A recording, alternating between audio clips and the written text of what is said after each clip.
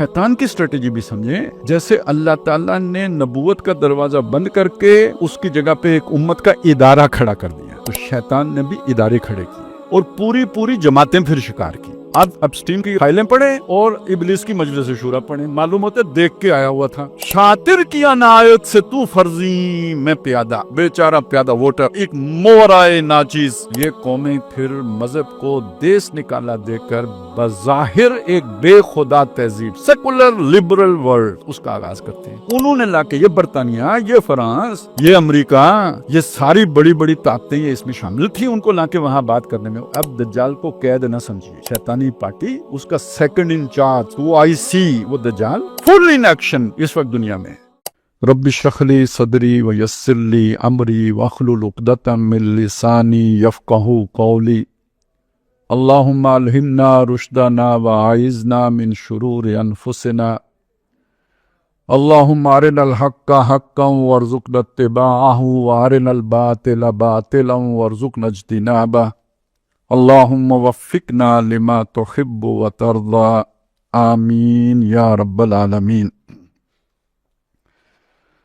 हज़रात मोहतरम, आज जिस मौजू पर मुझे इज़हार ख्याल करना है, ये मौजू मैं थोड़ा सा पहले इसके बारे में अपनी नो हाउ जो है उसका बता देना चाहता हूँ। यूँ समझ लीजिए कि तकरीबन 1992 की बात है कि जब पहली दफ़ा एक किताब पढ़ने को मिली। वो इस तरह पढ़ने को मिली कि इधर वाग कैंट में एक साहब होते हैं, वो मुदर्रिस हैं, एक आलिम दीन हैं, काजी ज़फ़रुल हक उनका नाम है। अब मुझे ये याद नहीं कि उन्होंने वो किताब मुझे दी थी किसी को देने के लिए या किसी ने मुझे दी थी उन तक पहुंचाने के लिए, ये मैं बीच में वास्ता था। किताब वो जादू से मुताल्लिक थी और मुझे किताब का नाम भी याद नहीं है, मुसन्निफ का नाम भी याद नहीं है, लेकिन ये वाक़या याद है। और उसमें जादू की हकीकत कोई अहले हदीस आलिम दीन थे, उन्होंने बयान की थी बहुत से वाक़यात भी, और उसकी असल जो बुनियाद है उसे वहाँ से उठाया था कि जादू होता कैसे है। ये मेरी पहली दफ़ा मेरे इल्म में वो बातें आई थी। ये एक यूँ समझिए कि एक जैसे कोई बुनियाद उठाते हैं तो ये पहला पत्थर है जो मेरे दिमाग में इसका रखा गया है। फिर उसके बाद जो दूसरी चीज़ पढ़ने को मिली वो मौलाना मुनाज़िर हसन गिलानी रहमतुल्लाह अलैह की सूरह काफ पर जो तफसीर है, उसमें याजूज माजूज का किस्सा है, जो इससे मुतालिक बातें मैं वो कर रहा हूँ। वहाँ से एक नई जो है ना डायमेंशन का इजाफा हुआ। यानी जो यूँ समझिए कि जैसे वो मिस्त्री दीवार बनाता है ना, पहले वो कोने का पत्थर रखता है, फिर उस कोने का रखता है, तो ये दो कोने जो है ना, मेरी दीवार सूतर हो गई यूँ कह लीजिए। उसके बाद फिर एक और किताब, वो तो एक सीरीज़ थी, वो हिंदुस्तान के एक जो है ना वो कोई साहब थे, मुझे नहीं पता वो आलिम दीन हैं या नहीं हैं, या उनकी बैकग्राउंड क्या है, या उनके जो इल्मी मनाबे हैं वो क्या है, ये मुझे नहीं मालूम। लेकिन उन्होंने दज्जाल पे एक पूरी सीरीज़ की थी, दज्जाल के उन्वानी के साथ। ये तकरीबन 1999 से मैंने या 98 से पढ़नी शुरू की होंगी, और ये कोई आगे 2002-03 तक ये सिलसिला चलता रहा। फिर आपको मालूम है इस मौजू पे बहुत से लोगों ने रत्ब याबिस बहुत कुछ लिखा, इसलिए कि ये मशहूर हो गया। बस आप जैसे आजकल कोई पोस्ट वायरल होती है तो इस मौजू पर आप किताब लिख दें, जो उसमें भर दें बिक जाएगी। तो फिर लोगों ने भरा, स्टोरियाँ भी लिखी, बहुत कुछ हुआ। अच्छा, मुझे भी शौक़ चढ़ा हुआ था, जैसे आजकल लोगों को चढ़ा होता है बाज़ चीज़ों का, तो दीवानगी, मजनून होना, तो आशिक होना, तो वो यानी इस मौजू का उन दिनों दीवाना बना हुआ था। तो मैंने भी कुछ नहीं छोड़ा, न गीला छोड़ा न सूखा छोड़ा, सब पढ़ लिया। ठीक है, ये जो उन दिनों इस पे लिखा गया। फिर वो बीच में एक बात और भी हुई, जिन्नात पर जो मुख्तलिफ हमारे असलाफ ने चीज़ें लिखी हैं, उनमें से भी जो बहुत ही काम की किताबें थी, तहकीकी नोयत की किताबें थी, बहुत मुस्तनद किस्म की किताबें थी, वो भी मैंने इस अरसे में पढ़ ली। बहरहाल नतीजा ये ऊपर से 9/11 हो गया। अब वो याजूज माजूज वाला भी किस्सा ज़हन में था। दुनिया एक नए जुल्म के दौर में दाखिल हो गई। जो कुछ अबू ग़रैब जेल में हुआ, बाद में जो कुछ जो है ना ग्वांतानामो बे में हुआ, जिस तरह का जुल्म अफ़गानिस्तान में हुआ, जिस तरह का जुल्म जो है ना वो इराक़ में हुआ, जैसे आप सोचते हैं कि यार ऐसे लोग भी होते हैं जो ये कुछ करते हैं, तो मुझे उस वक्त वो सोच आना शुरू हुई कि इंसान इतना भी जो है ना वो जालिम हो सकता है। तो एक नया जो है ना यूँ समझिए रद्दा लग गया। वो जो सोच बन रही थी, दीवार बन रही थी, उसमें एक नए रद्दे का इजाफा हो गया। تو مجھے اچھی طرح یاد ہے، میں اپنی تشفی کے لیے جب یہ مضمون بیان کیا تھوڑا سا کسی جگہ پہ ڈرتے ڈرتے، تو بعد میں ایک بزرگ جو اپنے ہی ساتھی تھے انہوں نے مجھ سے کہا کہ اس کا فائدہ کیا ہے؟ تو میرے پاس کوئی جواب نہیں تھا کہ اس کا فائدہ کیا ہے. آج میرے پاس جواب ہے، اس وقت میرے پاس کوئی جواب نہیں تھا کہ اس کا فائدہ کیا ہے. تو بہرحال میں یہ چیز آپ کے سامنے رکھوں کہ اس پر میری ایک درجے میں مطالعہ بھی ہے، سوچ و غور و فکر اور تدبر بھی ہے، قرآن مجید کا اور احادیث پر کے حوالے سے ہے، اور بہت سارا کچھ پڑھا بھی ہے اس کے اوپر. کسی درجے میں آپ کہہ سکتے ہیں کہ تھوڑی بہت تحقیق بھی ہے.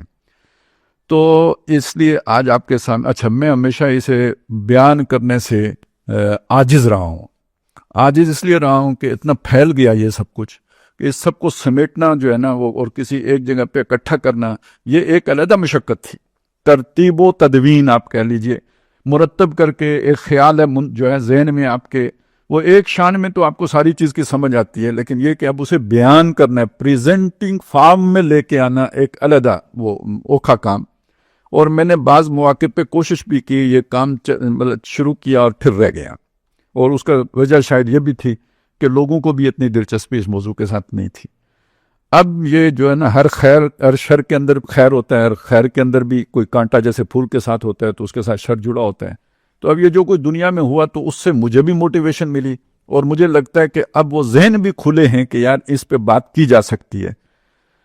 تو اب میں آپ کے سامنے وہ بات کرنا چاہ رہا ہوں، لیکن مجھے آپ سے ایک تعاون درکار ہے. تعاون یہ ہے کہ ہو سکتا ہے ٹائم تھوڑا سا زیادہ لگے، تھوڑا سا نہیں، ہو سکتا ہے زیادہ لگ جائیں. تو وہ ذرا میں پہلے ہی آپ کو متنبع کر دیتا ہوں. اور حالت آپ سب سے میری زیادہ پتلی ہے، لیکن یہ کہ آپ اگر کم از کم اس طرف سے مجھے وہ جو ہے نا کمفرٹ دے دیں گے تو مجھے ایک تو سہولت ہو جائے گی. تو یعنی تھوڑا آپ ذہنی طور پر اگر اس کے لیے تیار ہوں تو میں ذرا آ رہا ہوں. ہو سکتا ہے بہت تھوڑے وقت میں کر لوں، لیکن یہ کہ کم از کم مجھے یہ ٹینشن نہیں رہے گی کہ لوگ اکتا رہے ہیں، تنگ ہو گئے ہیں، میں نے ان کا زیادہ ٹائم لے لیا ہے، وہ تو سوچ رہے تھے ابھی جانا ہے. تو کم از کم یہ مجھے وہ اس سے میں فارغ ہو جاؤں گا. تو کسی کو اعتراض تو نہیں ہے نا؟ مطلب اتفاق ہو گیا. اچھا اب آ جائیں جی ان چیزوں کو سمجھنے. میں مختصر رکھوں گا، ظاہر ہے یہ اگر میں اسے لے کے چلوں تو یہ کئی قسطیں اس کی ہو سکتی ہیں. میں مختصر رکھوں گا لیکن پھر بھی طویل ہوگا کیونکہ اس کی پرتیں ہی اتنی ہیں. تو جو پہلی بات سمجھنے کی ہے وہ یہ ہے کہ دیکھیں اللہ تعالیٰ ہے اور وہی اصل ہے، اور جب کچھ نہیں تھا تو وہ تب بھی تھا. تو اس نے کریٹ کیا یہ سب کچھ، بگ بینگ سے شروع کیا یا جہاں سے بھی شروع کیا، وہ ایک اس بحث میں نہیں پڑھتا، اگرچہ کہ شروع وہ وہیں سے کرنا چاہیے، لیکن میں نہیں کر رہا اس وقت. میں صرف آپ کے سامنے یہ رکھ رہا ہوں کہ خالق وہ ہے، یہ ہمارا ماننا ہے. ابھی میرے مخاطب آپ ہیں، باہر جو لوگ ہیں وہ نہیں مخاطب ہیں. جو خدا کو نہیں مانتا وہ میرا مخاطب نہیں ہے. جو اس کریشن کو خود بخود مانتا ہے وہ بھی میرا مخاطب نہیں ہے. میرا مخاطب وہ ہیں آپ، اور آپ جیسے وہ لوگ جو اللہ کو خالق مانتے ہیں، اور وہ ہیں. اب باقی مضمون ان سے متعلق ہے، دوسروں سے متعلق ہے ہی نہیں. وہ ادھر سے ان کا جو ہے نا خام خواہ ٹائم ضائع نہ کریں. تو پہلی بات تو یہ ہو گئی کہ ہمارا یہ ماننا ہے کہ خالق اللہ ہے. دوسرا، وہ کوئی کام بے مقصد نہیں کرتا. اس نے گھاس کا تنکا بے مقصد نہیں بنایا، تو اتنی بڑی کائنات اس نے بے مقصد کیوں بنائی؟ اس کا مقصد ہے، اور اس مقصد میں سب سے اہم ترین اس پوری کریشن میں وہ انسان ہے. اور ایک اعتبار سے دیکھیں تو یہ ساری کریشن انسان کے لیے ہے. وہ جو ہمارے بریلوی بھائی کہتے ہیں نا، وہ ٹھیک کہتے ہیں کہ اگر محمد رسول اللہ صلی اللہ علیہ وسلم کو پیدا کرنا مقصود نہ ہوتا تو پوری کائنات ہی نہ بناتے. ٹھیک ہے، اسی سے سمجھ لیجئے کہ یہ سارے ہم انسان بھی دراصل اس انسان کا جو سب سے اوپر جو شخصیت ہے، انسان کامل، وہ محمد رسول اللہ ہیں صلی اللہ علیہ وسلم. گویا وہ ہم سب کے نمائندہ ہو گئے. تو انہیں اگر نہیں بنانا تھا تو کائنات ہی نہیں بنانی تھی. تو وجہ تخلیق کائنات وہ قرار دیتے ہیں محمد رسول اللہ کو صلی اللہ علیہ وسلم. بالکل مجھے 100% اتفاق ہے. کسی کو اس پہ میرا خیال ہے دو آراء نہیں ہونی چاہیے. وہ جو کوئی غلط بات ہوگی تو میں کہہ دوں گا غلط ہے، لیکن جو صحیح بات ہے وہ صحیح ہے. تو آپ صلی اللہ علیہ وسلم وجہ تخلیق کائنات ہیں، اور وہ انسان ہے، اور اس انسان کے بنانے کا ایک مقصد ہے جو یہاں پہ اللہ تعالیٰ نے بیان کیا ہے. جو میں نے آیات جو شروع میں تلاوت کی تھی، وَإِذْ قَالَ رَبُّكَ لِلْمَلَائِكَةِ إِنِّي جَاعِلٌ فِي الْأَرْضِ خَلِيفَةً. اس سے ایک پتہ لگا کہ انسانوں سے پہلے فرشتے موجود تھے، کائنات بن چکی تھی، فرشتے بھی موجود تھے، دوسری جگہوں سے پتہ چل جائے گا جن بھی موجود تھے. یہ انسان گویا کائنات فرشتوں جنات کے بعد چوتھی مخلوق ہے, ٹھیک ہے, جس کا یہاں پہ ذکر ہو رہا ہے. تو سب سے پہلے کیا بنا ہوگا؟ فرشتے بنے ہوں گے, ٹھیک ہے. اور ایک خیال یہ بھی ہے کہ ارواح انسانیہ بھی ہیں, تو اس کو ایک طرف رکھ دیں. فرشتے پہلے نمبر پر رکھیں, دوسرے نمبر پہ رکھیں آپ کائنات کو, تیسرے نمبر پہ رکھیں جنات کو, یا دوسرے پہ رکھیں جنات کو اور تیسرے پہ رکھیں کائنات کو. یہ تھوڑا سا یعنی یہ انڈے مرغی والا کام ہو جائے گا, لیکن دونوں آگ سے بنے ہیں. یہ اب سائنس بھی مانتی ہے کہ کائنات جو پہلے وہ ناری کرہ تھا نا جس میں وہ دھماکہ ہوا ہے, تو یہ سارا جو ہے نا کائنات وجود میں آئی ہے, تو وہ بھی آگ ہے اور جن بھی آگ سے بنا ہے. تو یہ وہ نور سے پہلی مخلوق بن گئی, نور کی واو اڑا کے الف لگائیں تو نار بن گئی, تو نار سے پھر آگے یہ سب کچھ بنا. اور جب یہ خاک ہوگی, نار راکھ بن گئی, یہ زمین کی اوپر خاک آ گئی, تو اب یہاں سے اللہ تعالیٰ نے اس مٹی سے انسان کو بنایا. کیسے بنایا اس چکر میں ابھی نہیں پڑھتا, لیکن میں آپ کو صرف یہ بتا رہا ہوں, یہ وہ جو ہے نا ترتیب ہے اللہ کی بنانے کی. اب یہ جب انسان کو بنایا نا, اس موقع پہ وہ فرشتوں سے کہہ رہا ہے, وَإِذْ قَالَ, جب کہا, ربوں کا تیرے رب نے, لِلْمَلَائِكَ, فرشتوں سے. اب اللہ کا کلام کس کے ساتھ ہوتا ہے؟ اس سے پہلے فرشتوں کے ساتھ ہی ہوتے ہیں. وہی دوست ہیں, وہی اولیاء ہیں, وہی مقرب ہیں بارگاہ عزدی کے. اب انہی سے اللہ تعالیٰ اپنے جو دل کی بات ہے وہ جو بیان کر رہا ہے, فرما رہا ہے. کیا بات فرما رہا ہے؟ کہ میں انی جاعلن, میں بنانے والا ہوں. اب یہاں بنانے والا ہماری اردو کی وجہ سے ہمیں ترجمہ بنانے والا کرنا پڑتا ہے. اس کا مطلب آپ یہ کہ یوں بھی کہہ لیں, تعینات کرنے والا ہوں, مقرر کرنے والا ہوں, کھڑا کرنے والا ہوں. یعنی جیسے آپ کسی کو کوئی پوسٹ دیتے ہیں, وہ والا معنی بھی اس کے اندر. انی جاعلن, میں بنانے والا ہوں, کر دینے والا ہوں, فی الارض, زمین کے اوپر, خلیفہ, نائب, جانشین. فرشتوں کے لیے یہ بہت بڑا انقلابی اعلان تھا, کیونکہ اللہ تعالیٰ نے فرشتوں کا معاملہ کیا رکھا ہے؟ فرشتوں کا معاملہ یہ رکھا ہے کہ وہ وہی کرتے ہیں جس کا انہیں حکم دیا گیا ہے, اس سے ہٹ کر ہی نہیں سکتے. تو جب ان کے سامنے یہ بات آئی کہ ایک ایسی کوئی ہستی اللہ بنانا چاہتا ہے جو جانشین ہوگی, تو جانشین میں تو وہ رنگ ہوگا جو مالک کا رنگ ہے, صبغت اللہ, اللہ کا رنگ. اور یہ کہ فطرت اللہ التی فطر الناس علیہا, لوگوں کی فطرت وہی ہے جس پر جو اللہ کی فطرت ہے, اسی پر اللہ نے لوگوں کو بنایا ہے. تو یہ فرشتوں نے جب یہ دیکھا, بہت بڑا اعلان ہے, انی جاعل فی الارض خلیفہ, نائب بنانے والا ہوں, وہ اسے اختیار دوں گا. آپ کے نائب کا ترجمہ وہ نائب قاصد والا نہ کیجیے گا, یہاں نائب بمانا وائسرائے کے ہے. میں مختصر کر رہا ہوں, صرف اشارے کر رہا ہوں آپ کو. جیسے ملکہ برطانیہ میں بیٹھی ہوئی ہے, اس کا وائسرائے ہندوستان میں حکومت کر رہا ہے قائم مقام کے طور پر, آن ہر بیاف, ہر مجسٹی جو ہے نا اس کے بیاف پر یہ یہاں پر حکومت کر رہا ہے. یہ مطلب ہے میں نائب بنانے والا ہوں, وائسرائے بنانے والا ہوں زمین کے اوپر.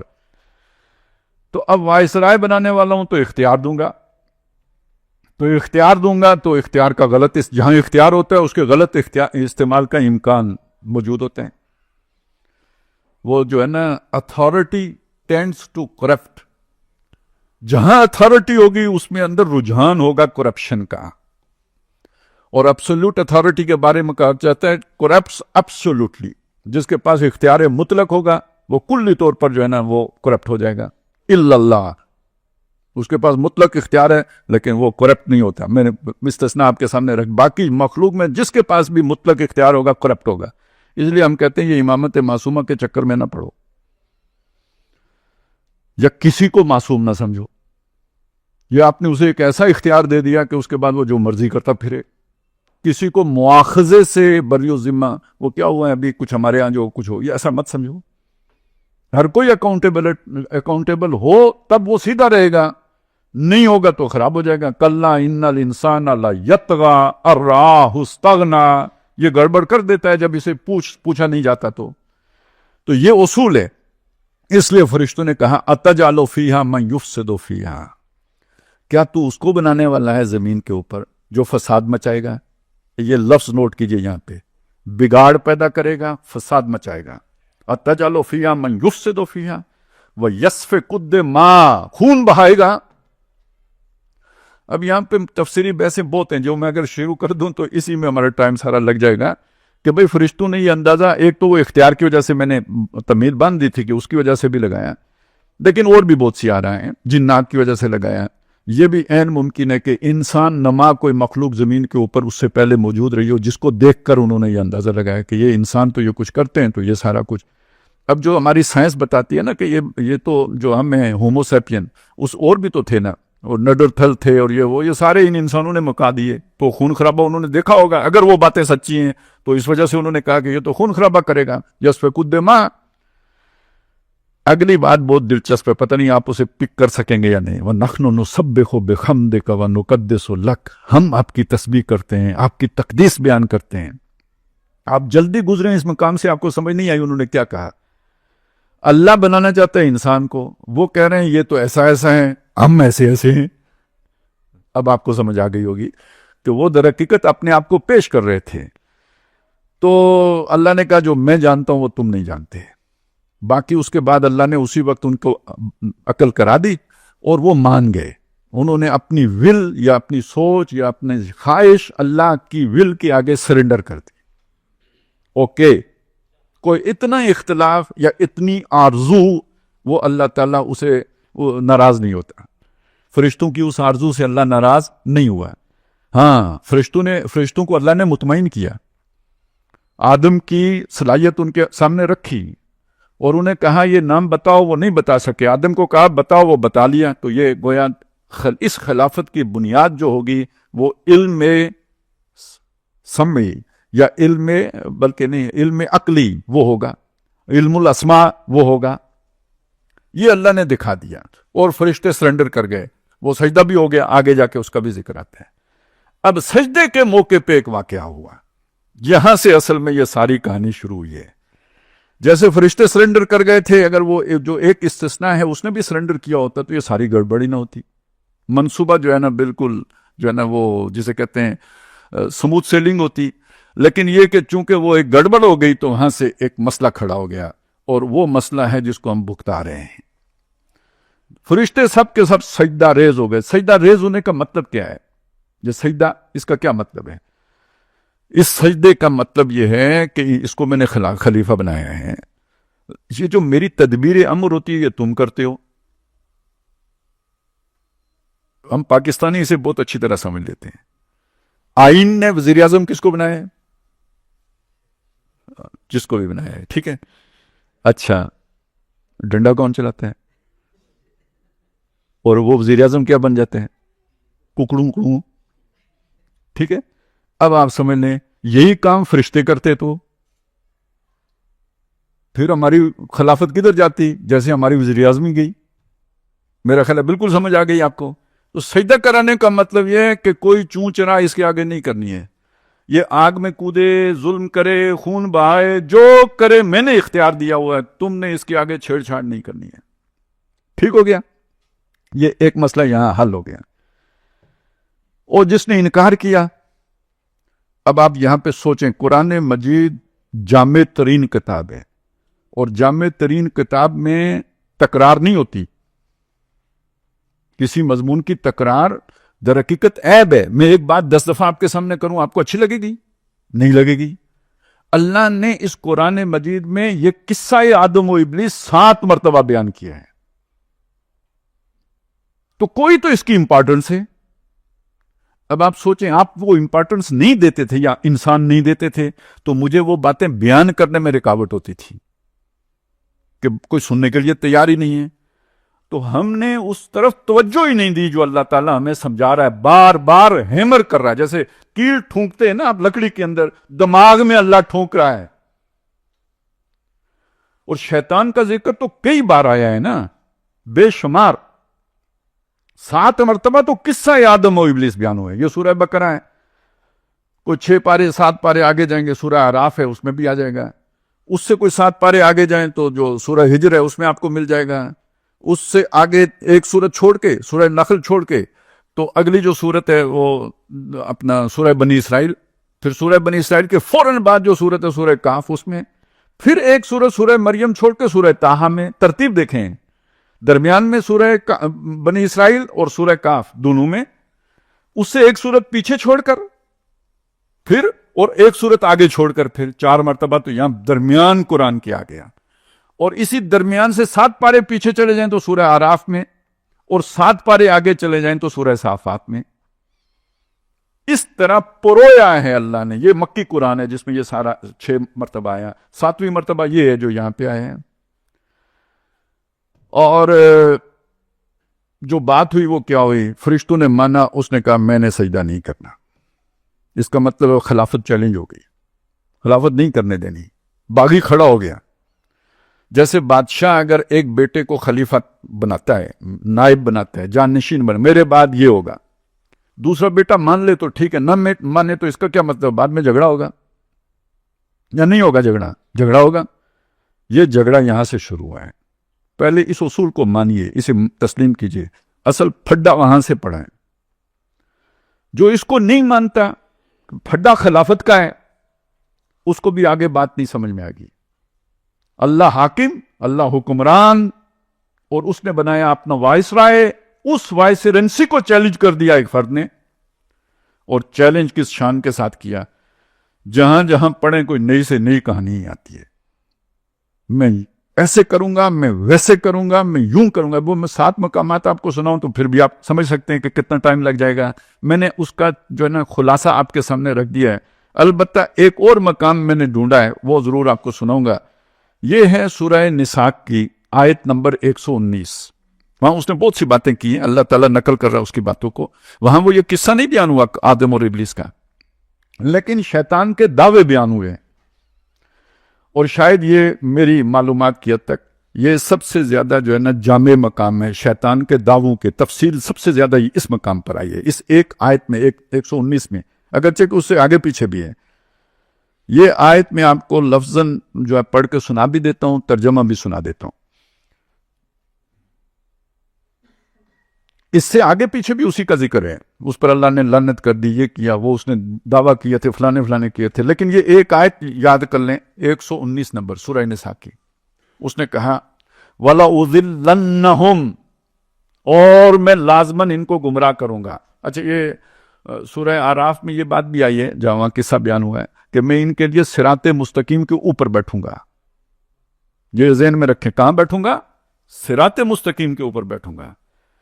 جو ہدایت پر چل رہے ہوں گے ان کو گمراہ کروں گا نا. تو یہ اب سمجھیں، جو صراط مستقیم پر چل رہے ہوں گے ان کو کیا کروں گا؟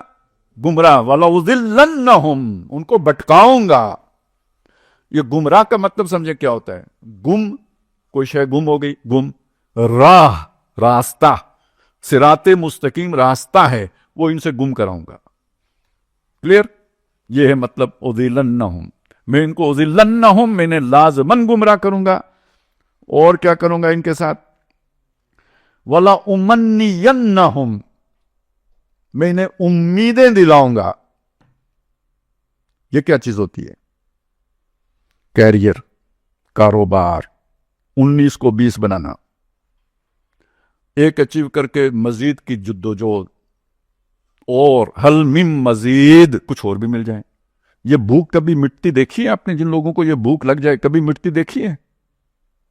1 ارب ہو جائے مٹ جائے گی، 2 ارب ہو جائے مٹ جائیں گی، 10 خرب ہو جائے مٹ جائے گی، نسلوں کا جمع کر کے مٹ جائے گی. یہ بھوک کون لگاتا ہے؟ جس کو لگی ہو وہ جان لے لگانے والا کون ہے. یہ کام، وہ کام، فلانا کام، ڈھینگا کام، یہ کر لوں، وہ کر لوں، ایسا کر لوں، ویسا کر لوں، پھر اس کے بعد توبہ کروں گا، پھر چلا لگاؤں گا. تبلیغ والوں کو وعدہ کر کے ٹرخاتا رہتا ہے. یہ کام باقی ہے.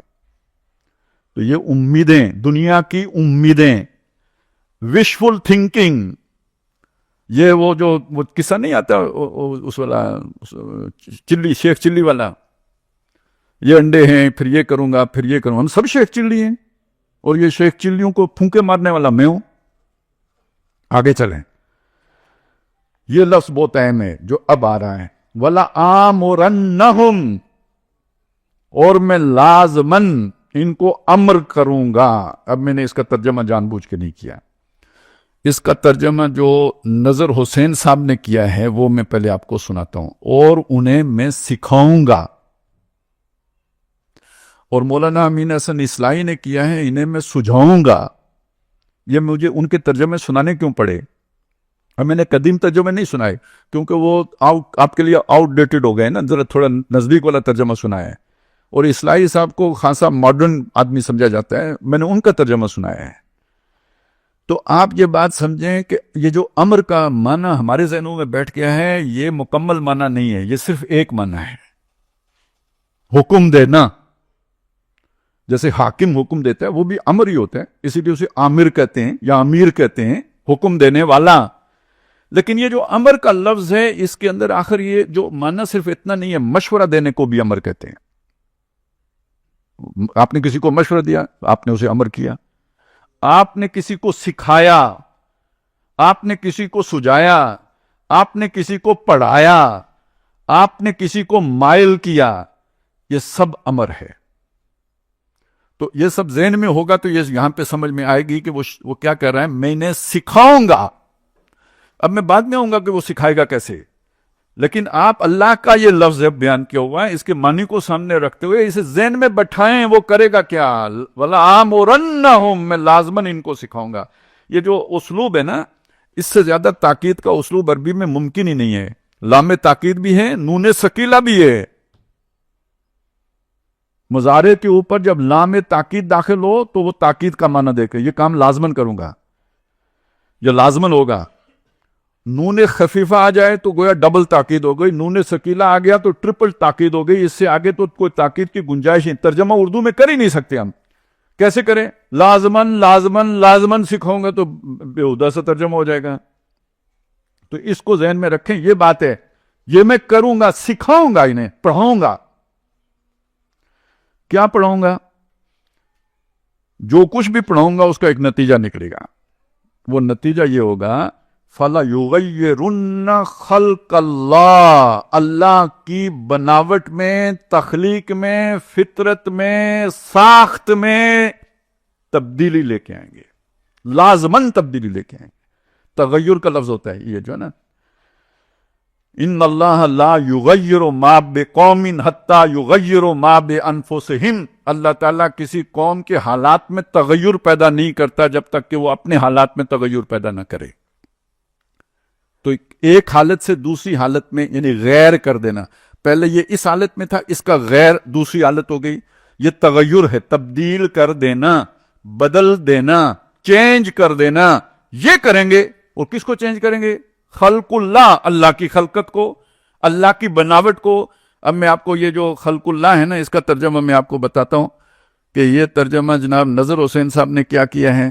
انہوں نے اس کا ترجمہ کیا ہے تو وہ ضرور بدلیں گے اللہ کی صورتیں، یعنی اللہ کی بنائی ہوئی صورتیں. یہ ذرا اللہ کی صورت وہ والی صورت اپنی صورت تو نہیں ہے، جو اللہ کی بنائی ہوئی صورتیں اس کو بدلیں گے. اور اس کا ترجمہ جو ہے وہ کیا ہے، اس کا یعنی اس پر جو انہوں نے لکھا ہے اپنا اصلاحی صاحب نے، وہ بہت عمدہ ہے. فطرت اللہ کو مسخ کریں گے. اللہ کی بناوٹ کو، فطرت اللہ ہے نا، وہ فطرت اللہ التی فطر الناس علیہا، اس کو مسخ کریں گے، پرورڈ کریں گے. چینج نہیں، مسخ کا لفظ استعمال کیا ہے. یہ یوں سمجھ لیجئے کہ اس کو 120 درجے بالکل کرپٹ کر دینا، بالکل الٹ کر دینا. یہ معنی انہوں نے نکالا اس کے اندر سے کشف کیا ہے. وہ اللہ کی فطرت کو مسخ کر دیں گے. اگر آپ اس ایک آیت پر غور کر لینا تو جو کچھ دنیا میں ہو رہا ہے آپ کو سمجھ میں آ جائے گا. یہ اتنا اللہ کی خلقت میں تبدیلی کرنا اتنا برا فعل ہے، اتنا برا فعل ہے، اتنا برا فعل ہے کہ اللہ کے نبی صلی اللہ علیہ وسلم نے ان عورتوں پہ لعنت فرمائی جو محض اپنے دو دانتوں کے درمیان خلال پیدا کریں مصنوعی طور پر. ایک تو اللہ کی طرف سے دیا ہوا خلال ہے، وہ کوئی گناہ نہیں ہے، لیکن ایک خلقت اللہ نے بنا دی، دانت جڑے ہوئے ہیں، اب خلال خوبصورتی ہے اس لیے وہ جو ہے نا خلال پیدا کرتی ہیں، لیکن خلقت بدل گئی، اللہ کی بناوٹ میں چینج آ گیا. حالانکہ کوئی بہت بڑی تبدیلی نہیں آئی، ایک معمولی سی تبدیلی آئی، اللہ کے نبی نے فرمایا لعنت ہے۔ آئی برو بنانا جو آج کل عام ہو گئے، پتہ نہیں اس کے بھی کوئی ہلے نکالیں، سود کے نکال لیے تو اس کے نکالنے کیا مشکل ہیں، لیکن نبی صلی اللہ علیہ وسلم نے لعنت فرمائی ہے۔ اللہ کی خلقت میں تبدیل اللہ نے بنا دی ہے، بس ٹھیک ہے، ہاں جو اللہ کے نبی نے بتایا یہ تراش سکتے ہو، یہ جو ہے نا خط بنا سکتے ہو، وہ تو ہو گیا ٹھیک ہے، لیکن اس سے آگے یہ اسی وجہ سے یعنی یہ جو داڑھی کو فطرت میں قرار دیا گیا ہے نا، تو اگر آپ نے موڑ دی تو فطرت بدل دی۔ آپ اس اینگل سے دیکھیں گے تو وہ واجب فرض والا چکر بھول جائیں گے، آپ توبہ کریں گے کہ بھئی یہ میں کیا کام کرتا رہا ہوں، یہ اللہ کی بناوٹ میں۔ تب اگر عورتوں کا مسئلہ یہ ہے کہ انہوں نے آئی برو اگر سیدھے کرنے کے لیے چند بال اکھاڑ لیے تو لعنت ہے، تو جو اپنی داڑھی ہی منڈا دے جو فطرت میں سے ہے، اس میں نہ الجھیے، مجھے یہ چھیڑنا بھی نہیں چاہیے تھا کیونکہ آپ کا دماغ ادھر اٹک جائے گا، آپ ادھر رکیے نہیں، پلیز اسے ڈرین کیجیے، اگلی بات کی طرف آئیے۔ وہ کیا رہا ہے دنیا میں؟ ڈی این اے انجینئرنگ میں آپ کو صرف چند مثالیں، آج جو آپ مرغی کھاتے ہیں، یہ مرغی جو اللہ نے بنائی تھی وہ والی ہے یا یہ انسانوں کی بنائی ہوئی مرغی ہے؟ ٹھیک ہے، تو اب آپ سوچیں اس میں اور اس میں کتنا فرق ہے، اور انسانوں کی غذا کے اعتبار سے وہ آرگینک اور یہ جو ان آرگینک ہے یہ کیا فساد پیدا کرتی ہے، یہ کبھی میں پھر اس بحث میں الجھ جاؤں تو آپ کو پتہ ہے کتنا ٹائم لگ جائے گا، یہ ڈاکٹروں سے پوچھئے، جو خاص طور پہ یہ جو ہے نا آپ کے یہ جو غذائیں تجویز وہ ہیں کیا کہتے ہیں ان کو، نیوٹریشنز، ان سے پوچھئے کہ یہ کیا کام کرتی ہے، جا کے مولوی سے نہ پوچھئے، مولویوں کو کیا پتا یہ کیسے بنتی ہے اور کیا نقصان ہوتے ہیں یا فیاد، اس سے پوچھئے جا کے نیوٹریشن سے۔ اگلی بات سنیں، یہ گندم وہ گندم ہے جو پہلے ہوتی تھی، اب آپ جس حکیم کے پاس جائیں گے وہ کہے گا پہلے روٹی چھوڑو،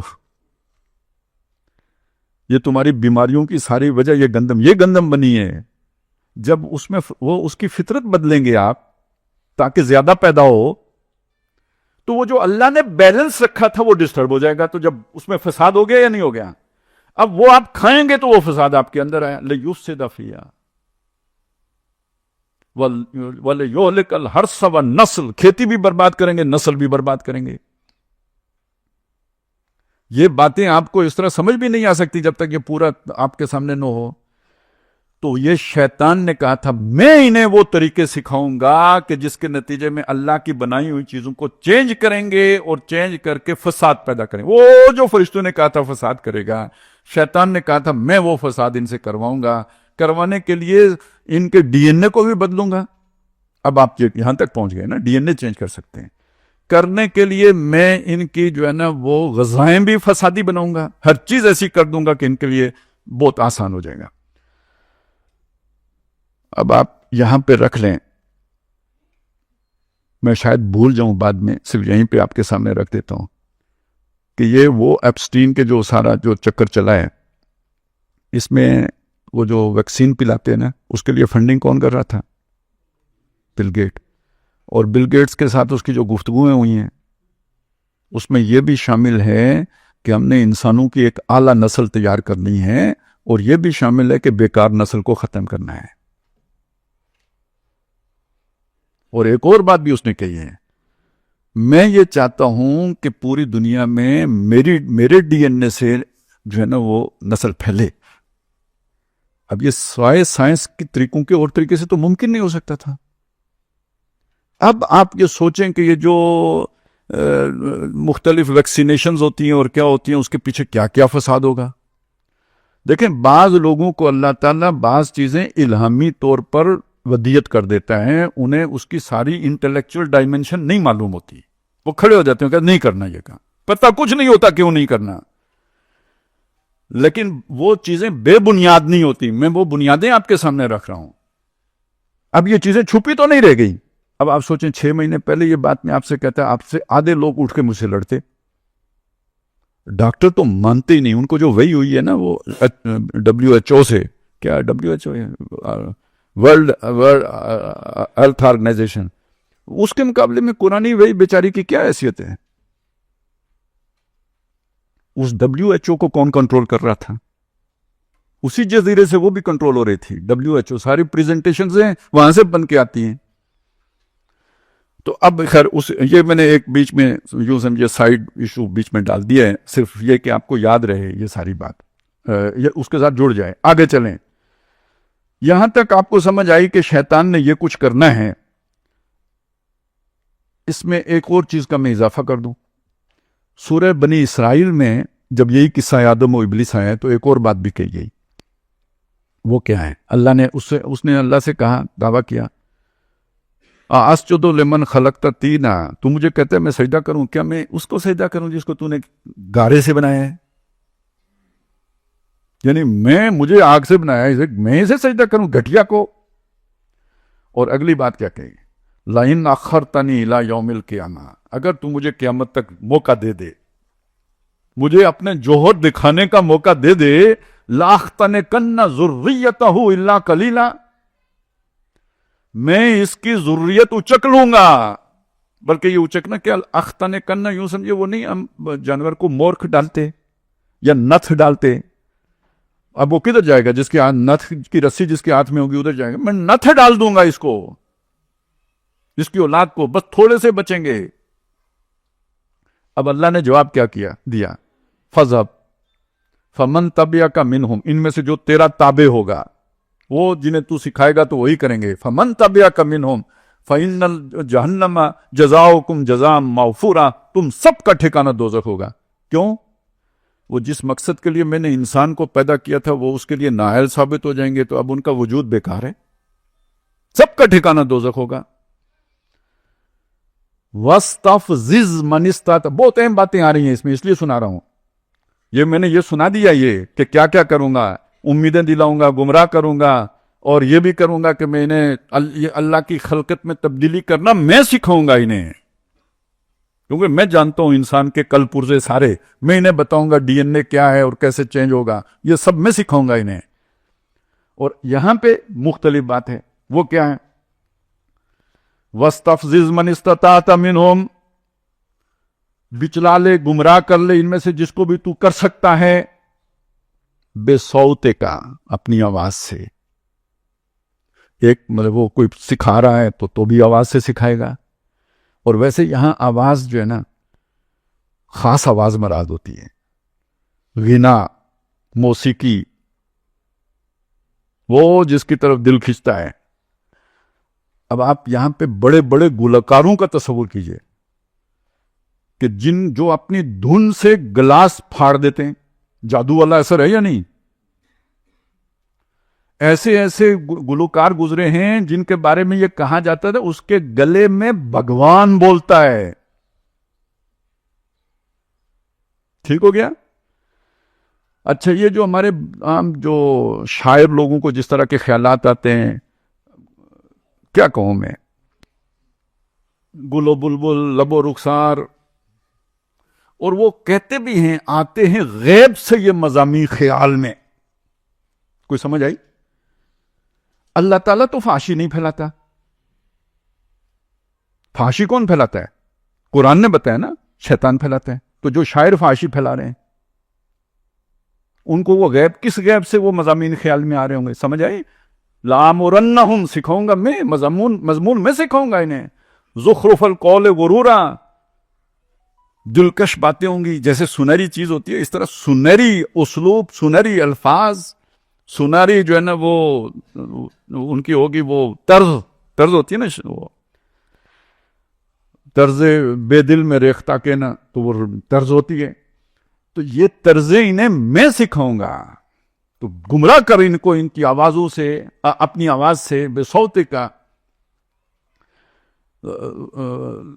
وَاسْتَفْزِزْ مَنِ اسْتَطَعْتَ مِنْهُمْ بِصَوْتِكَ وَأَجْلِبْ عَلَيْهِمْ بِخَيْلِكَ وَرَجْلِكَ، ان پہ دوڑا، اپنے پیادے بھی اور اپنے جو سوار ہیں وہ بھی. اب پیادے اور سوار کا کیا مطلب ہوگا؟ کئی معنی ہو سکتے ہیں، اللہ نے الفاظ ایسے استعمال کیے ہیں. یہ بھی مطلب ہو سکتا ہے کہ ایک انسان فی نفس ہی شیطان ہے، تو اس انسان کو چڑھاؤ، وہ الٹی پٹیاں پڑھائے کسی بندے کو، اللہ والے کو. یہ بھی ہو سکتا ہے وہ انسان جس کا شیطان کے ساتھ رابطہ ہے تو وہ گویا وہ سوار ہے تو یہ پیادہ ہے، یہ مطلب بھی ہو سکتا ہے۔ ایک دوسرا مطلب بھی ہو سکتا ہے کہ انسان اور جن، کہ انسان تو پیادے ہوئے دو ٹانگوں پہ چلنے والے، فَمِنْهُمْ مَنْ يَمْشِي عَلَى بَطْنِهِ وَمِنْهُمْ مَنْ يَمْشِي عَلَى رِجْلَيْنِ، یہ دو ٹانگوں پہ چلنے والا جو ہے، اور جو جنات ہیں وہ اڑنے والے، تو گویا وہ اس کی ایئر فورس ہے اور یہ اس کی بری فوج ہے، دونوں کو چڑھا دے ان کے اوپر۔ وَاسْتَفْزِزْ مَنِ اسْتَطَعْتَ مِنْهُمْ بِصَوْتِكَ وَأَجْلِبْ عَلَيْهِمْ بِخَيْلِكَ وَرَجِلِكَ، اگلے الفاظ بہت خطرناک ہیں، وَشَارِكْهُمْ فِي الْأَمْوَالِ، ان کے مالوں میں شریک ہو جا۔ یہ مجھے سمجھانا پڑے گا یا آپ کو سمجھ آ جائے گی؟ مال اگر حلال کا ہے، کسب حلال عبادت ہے، اور مال اگر حرام کا ہے تو وہ گویا شیطان کی اس میں پارٹنرشپ ہے، اس میں برکت نہیں ہوگی۔ جس میں شیطان کی پارٹنرشپ ہے اس میں برکت نہیں ہے۔ اب اسی پہ رکھ کر اگلا لفظ بھی پڑھیے، وَشَارِكْهُمْ فِي الْأَمْوَالِ وَالْأَوْلَادِ، اولاد میں بھی ان کا شریک ہو جا، اور اس کو بھی اسی پر سمجھیے، حلالی اولاد اور حرامی اولاد۔ اب وہ جو ایپسٹین نے سوچا تھا میرے ڈی این اے سے بنے وہ حلالی ہوگی، اور وہ جو کلنٹن نے کہا تھا فلانی سن تک ہماری اکثریت جو ہے نا born without any wedlock peoples پر مشتمل ہوگی، یہ ایجنڈا ہے جو کسی ایپسٹین کے جزیرے سے آتا ہے۔ وہی ایجنڈا ہے جو یہاں پہ وہ قوانین بناتا ہے کہ شادی کو مشکل کر دو، وہ رسومات ایجاد کرتا ہے شادی مشکل ہو جائے، وہ قوانین بنواتا ہے۔ بیوی کو گھور کے دیکھا 3 سال اندر، بیوی کو طلاق کی دھمکی دی 3 سال اندر، گھر میں کسی اور کو رکھا، بیوی کو اعتراض ہوا 3 سال اندر۔ بندہ کہتا ہے بیوی رکھنے کی کیا ضرورت ہے، سستے میں جب مقصد حل ہو جاتا ہے تو بیوی، وہ شیخ رشید نے کہا تھا دودھ مل جاتا ہو تو بھینس پالنے کی کیا ضرورت ہے، اور جب بھینس دولتیاں بھی مارے، بھینس 3 سال اندر بھی کر دے تو پھر تو اور بھی کوئی ضرورت نہیں ہے۔ بدماشی سمجھے آپ کس کا ایجنڈا ہے؟ اور اللہ کے نبی صلی اللہ علیہ وسلم کی وہ رہنمائی ذہن میں رکھیں۔ وہ جب شیطان تخت لگا کے بیٹھا ہوتا ہے اپنا پانی کے اوپر، شام کو رپورٹ لیتا ہے، فیڈ بیک۔ اب وہ کوئی آتا ہے میں نے جنگ عظیم کرا دی، کوئی کہتا ہے کیا کر دیا، ایک چھوٹا سا جو ہے نا بوتنا سا آتا ہے، وہ کہتا ہے میں نے میاں بیوی کے درمیان لڑائی کرائی، کہ میاں بیوی کے درمیان، وہ اٹھ کے اسے گلے لگاتا ہے، اصل کام تو نے کیا۔ اللہ کے نبی کچھ سمجھانا چاہ رہے ہیں ہمیں، گھر تباہ کرنا شیطان کا ایجنڈا ہے۔ وہ جو فساد ہو، کیوں؟ اولاد ہی فسادی پیدا ہوگی۔ گھر ہوگا تو رحمان کے بتائے ہوئے جو پروٹوکول ہے اس کے مطابق ہوگا تو رحمان کی حفاظت میں ہوگی، شیطان کا اثر نہیں ہوگا۔ اور اس گھر کی پروٹیکشن کے بغیر اور اللہ کے پروٹوکول سے ہٹ کر پیدا ہوگی، وہ شیطان کے اثر میں ہوگی۔ فساد گویا بنیاد میں ہی سے شامل ہو گیا۔ اس لیے وہ چاہے، اللہ کے نبی نے فرمایا شر الثلاثۃ ولد الزنا، 3 ہے نا، ایک جو پیدا ہوا، 2 وہ ہیں جنہوں نے وہ کرتوت کی، ان میں سب سے شریر نتیجہ ہوتا ہے زانی اور زانیہ سے بڑھ کر جو فسادی وہ ولد الزنا ہے۔ یہ بات ذہن میں رکھیں، ایجنڈا ذہن میں رکھیں، وہ فساد ذہن میں رکھیں۔ تو فَاسْتَفْزِزْ مَنِ اسْتَطَعْتَ مِنْهُمْ بِصَوْتِكَ وَأَجْلِبْ عَلَيْهِمْ بِخَيْلِكَ وَرَجِلِكَ وَشَارِكْهُمْ فِي الْأَمْوَالِ وَالْأَوْلَادِ وَعِدْهُمْ، وعدے کر، وہ جو پیچھے ہم نے پڑھا تھا اُمَنِّيَنَّهُمْ، میں خوب انہیں امیدیں دلاؤں گا، وعدے کر، سبز بات دکھا۔ آپ اگر اسے سمجھنا چاہیں نا تو یہ میں نے پیچھے کوئی جادو وادو پر میں نے کافی کوئی بات کی، مجھے وہ یہ بھول گیا تھا میں، یہودی جادو سیکھ کے کیا کرتے تھے؟ میاں بیوی میں جدائی، وَيُعَلِّمَانِ مِنْهُمَا مَا يُفَرِّقُونَ بِهِ بَيْنَ الْمَرِّ وَزَوْجِهِ، وہ اس سے سیکھتے تھے، يَتَعَلَّمُونَ مِنْ، ان سے سیکھتے تھے جو فرشتوں سے، وہ جادو جس کے ذریعے سے میاں بیوی میں جدائی ڈالتے تھے، یہ شیطانی ایجنڈا وہ بھی کرتے تھے۔ یہ جو ہے نا شارکھم فی الاموال والاولاد وعدہم، انہیں وہی لمبی امیدیں دلا، وما یعدہم الشیطان الا غرورا، اور شیطان کے وعدے دھوکے کے سوا کچھ نہیں ہے۔ تو میں آپ کو بتا یہ رہا تھا کہ یہ جو جزیرے پہ جو لوگ جاتے تھے، تو بلکہ وہ واقعہ سنا رہا تھا، وہ پچھلے دنوں میں نے کوئی اس طرح کی بات کی نا، تو کوئی ہندو ہے اس نے نیچے کمنٹ کیا ہے کہ یہ آپ لوگ خام خام ایک مسلمان اور ایک کسی اور کا ذکر کیا، یہ جادو کے پیچھے پڑے ہوئے ہیں، حالانکہ جادو میں بہت انرجی ہے. ٹھیک ہے، یہ نوٹ کریں، جادو میں بہت انرجی ہے. اگر آپ اس چیز کو سمجھیں تو اگلی بات بھی سمجھیں.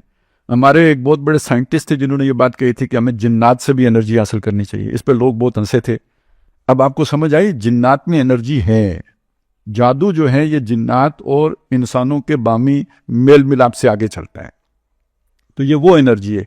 ٹھیک ہو گیا؟ اگلی بات سمجھیں. یہ جو لوگ اس جزیرے پہ جاتے تھے سارے پہلے ہی سے بہت بڑے بڑے لوگ ہیں. اس کو لوگ سیکس سکینڈل کے طور پر اور ہنی ٹریپ کے طور پر دیکھ رہے ہیں. بالکل غلط. شیطان سے انرجی لینے کے لیے جاتے تھے. اب آپ سوچیں، یہ ایک اچھے گلوکار کو یہ انرجی چاہیے یا نہیں چاہیے؟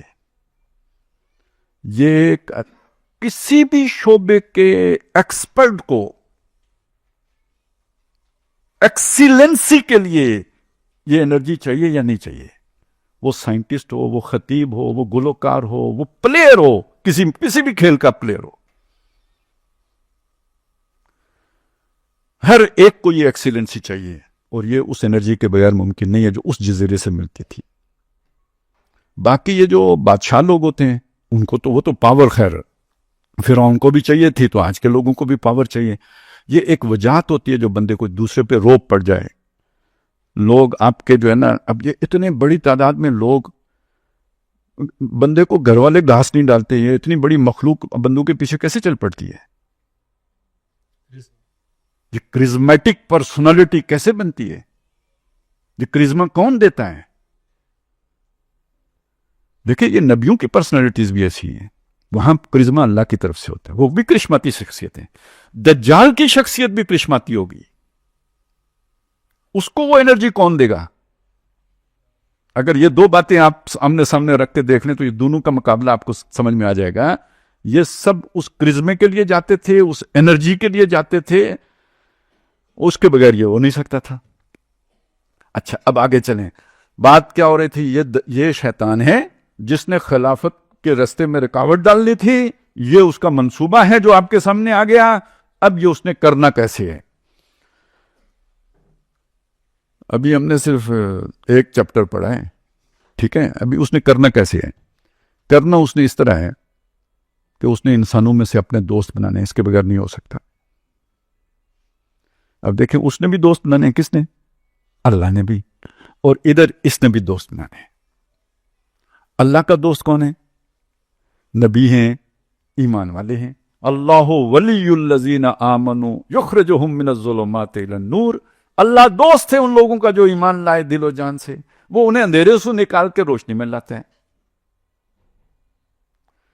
والذین کفروا، جنہوں نے کفر کیا، اولیاءہم الطاغوت، ان کے دوست شیاطین ہیں. یخرجونہم من النور الی الظلمات، وہ انہیں روشنی سے نکال کے اندھیاروں میں لے جاتے ہیں. اولئک اصحاب النار ہم فیہا خالدون. یہ بیکار ہو گئے ہیں، ان کی اب ان کو ایگزسٹنس کی ضرورت ہی نہیں ہے اگلے جان کے لیے جو اگلا مرحلہ ہے. یہ گویا انسان نے خود، یہ امتحان ہے. امتحان کا مطلب وہ والا امتحان نہیں جو ہم پیپر دیتے ہیں. یہ امتحان اپنا ورتھ پروو کرنے کا امتحان ہے. ثابت کرو اپنا آپ کہ آپ سروائیول کے قابل ہو، نہیں تو مٹا دیے جاؤ گے. تو ساری قومیں جو اللہ نے مٹائیں یہی ہیں؟ نہیں. اب آپ کو سمجھ آ گیا ہو نا، سارے جو اس لائن سے ہٹ کے بیکار ہو گئے، ختم کر دیے گئے. اس فساد کی جو بات میں نے کی تھی، اب آئیں یہ آیتیں پڑھیں. الم تر کیف فعل ربک بعاد، تو نے دیکھا نہیں تیرے رب نے عاد کے ساتھ کیا کیا؟ اسی طرح سمود کے ساتھ کیا کیا، فرعون کے ساتھ کیا کیا، ان سب کے ساتھ اس نے کیا. الذین طغوا فی البلاد، یہ سب وہ ہیں جنہوں نے شہروں میں سرکشی کی. فاکثروا فیہا الفساد، اللہ کے آرڈر سے ڈسکنیکٹ ہوئے، شیطان کا آرڈر پکڑا، شہروں کو فساد سے بھر دیا. فصب علیہم ربک صوت عذاب، تو تیرے رب نے ان پر عذاب کا کوڑا برسایا. وہ الرحمن الرحیم، ودود شفیق، ماں سے 70 گنا سے بڑھ کر محبت کرنے والا، وہ کیوں تباہ کرے گا اور برباد کرے گا؟ اس لیے کیا کہ وہ بیکار ہو گئے تھے. بیکار چیز کے وجود کی کوئی ضرورت نہیں، تو اللہ نے ختم کر دیے. اب شیطان دیکھیں یہ سارے کام وہ کروا کے انرجی دیتا ہے. اب یہ دیکھیں یہ سارے لوگ کس دھوکے میں گئے؟ انرجی دیتا ہے. اللہ کیا کہتے ہیں؟ وَمَا يَعِدُهُمُ الشَّيْطَانُ إِلَّا غُرُورًا. انرجی نہیں دیتا، دھوکہ دیتا ہے، آخر میں پکڑوا دیتا ہے. اب آپ یہ نہیں سمجھ میں آئے گا. یہ اگر پورا سمجھنا چاہتے ہیں، میں بھول گیا آپ کو شروع میں بتانا، ایک ڈرامہ چلا تھا پی ٹی وی پر، اس سے بھی میں نے بہت کچھ سیکھا ہے. وہ تھا مسٹر شیطان. کوئی نقوی صاحب تھے، پتہ نہیں کیا کہ انہوں نے، وہ رضوی تھے یا کیا، اور انہوں نے وہ ڈرامہ لکھا بھی تھا، اور کوئی اور تیار بھی نہیں ہوا شیطان بننے کے لیے، تو خود ہی شیطان بھی بنے تھے. ٹھیک ہے. اور جی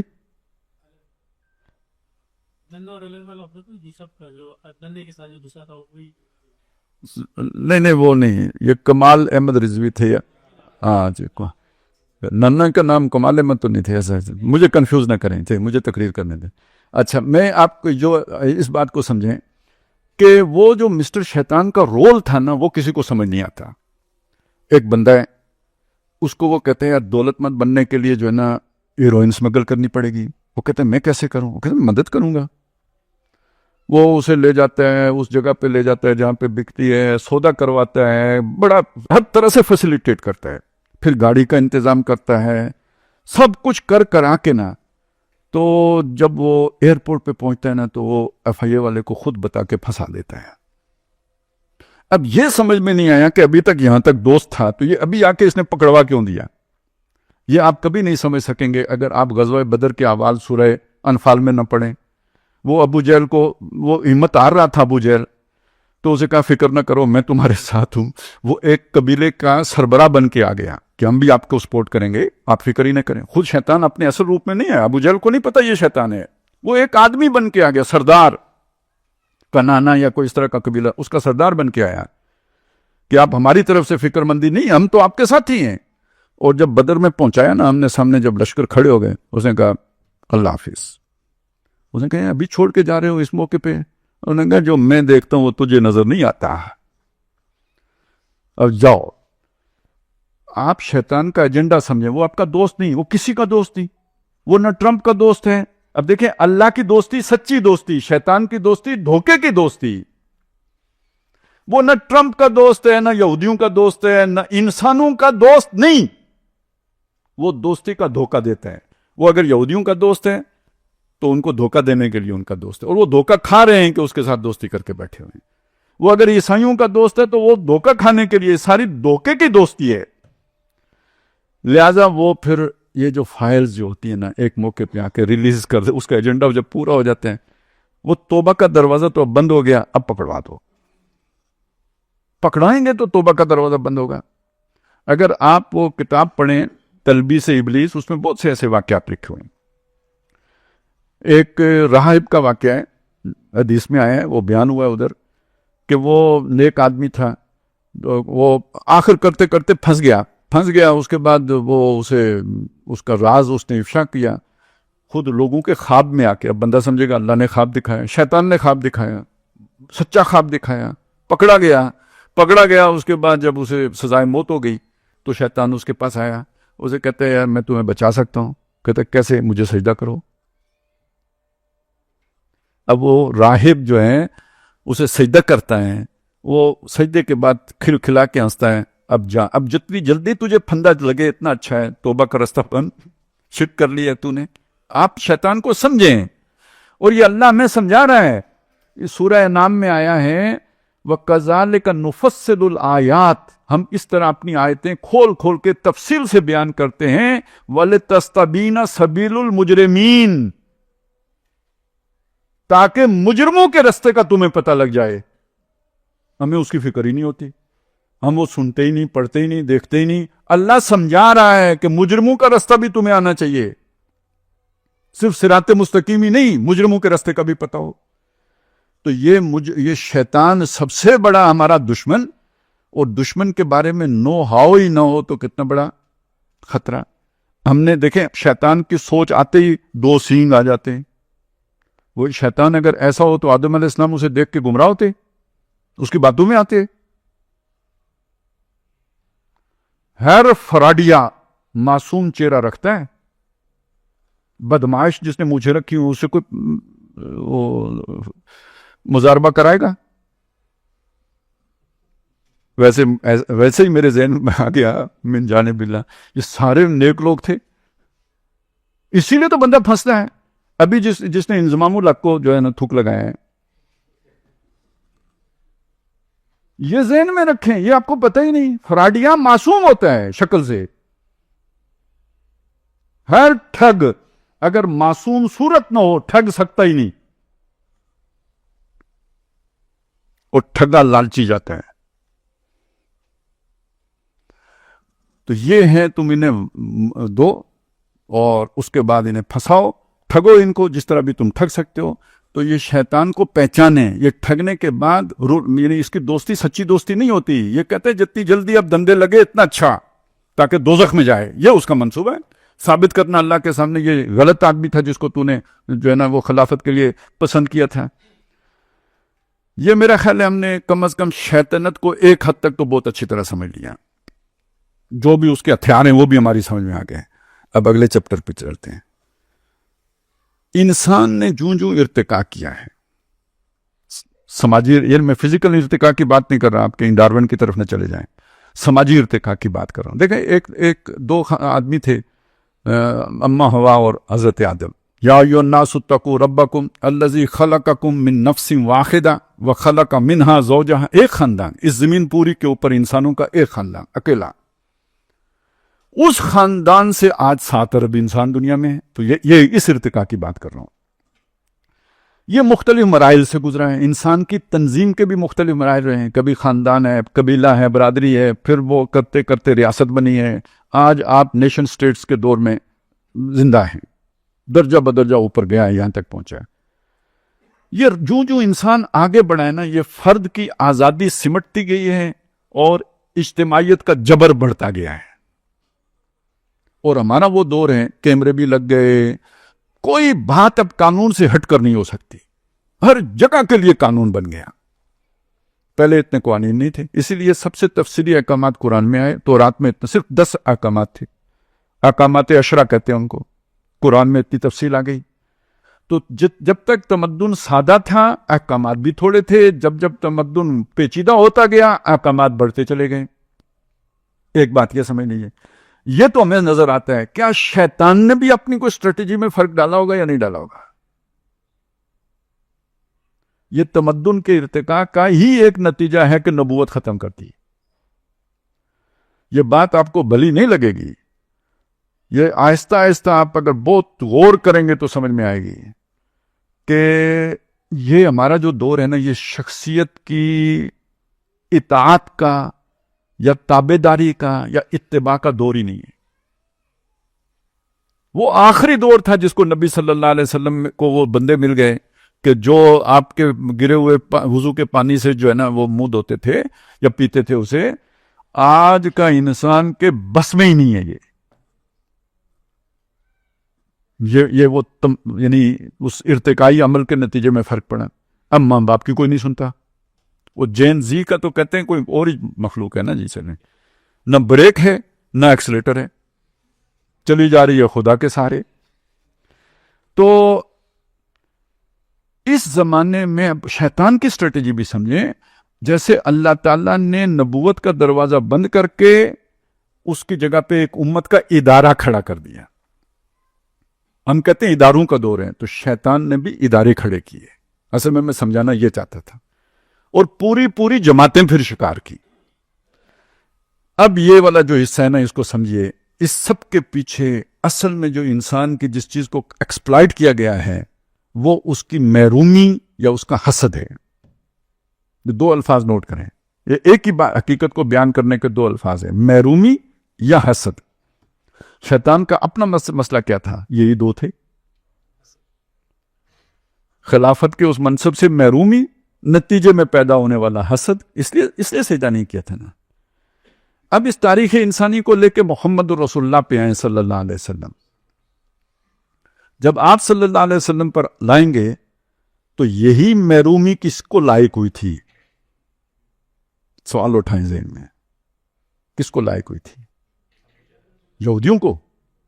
آخری نبی ہم سے آئے گا، وہ ادھر سے آ گیا، محرومی لاحق ہو گئی، اور اس کے نتیجے میں پیدا کیا ہوا؟ حسد۔ حسدم من عند انفسہم.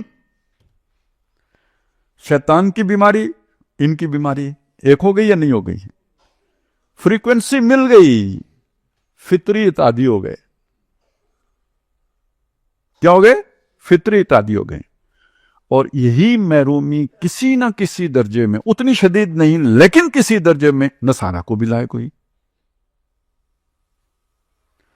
اس وقت حضور کے اپنے دور میں، یہ اس وقت کی بات کر رہا ہوں میں، حضور کے اپنے دور میں تھوڑی محرومی ان کو بھی لاحق ہوئی، اور یہ حسد کے جذبات ان کے اندر بھی پیدا ہوئے، انہوں نے بھی سازشیں کی.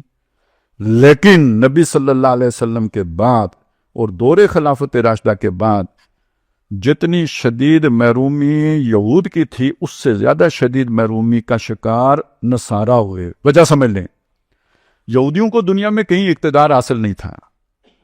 ایک خناس تھا کہ we are the chosen people of the lord, نحن ابناء اللہ و احباؤہ، ہمارے علاوہ کسی اور میں نبوت آ گئی تو یہ ایک بس پیدرم سلطان بود والا ایک وہ تھا. نصارہ مقتدر تھے، سلطنت روما، اس کے باج گزار بادشاہ. مسلمانوں نے پھینٹی لگا دی سب کو، نہ کیسر رہا، نہ ان کے باج گزار سلطنتیں رہیں، سب علاقوں پہ مسلمانوں نے قبضہ کر لیا. ہوا یا نہیں ہوا؟ اس سے کوئی دل میں نفرت پیدا نہیں ہوتی. تو وہ عیسائیت جو نزول قرآن کے موقع پہ تھی وہ کوئی اور تھی، اور جو صحابہ کے دور کے بعد جس طرح کے عیسائی تھے وہ کوئی اور طرح کے تھے. وہ یہودیوں سے زیادہ شدید دشمن ہو گئے تھے مسلمانوں کے. صلیبی کون تھے؟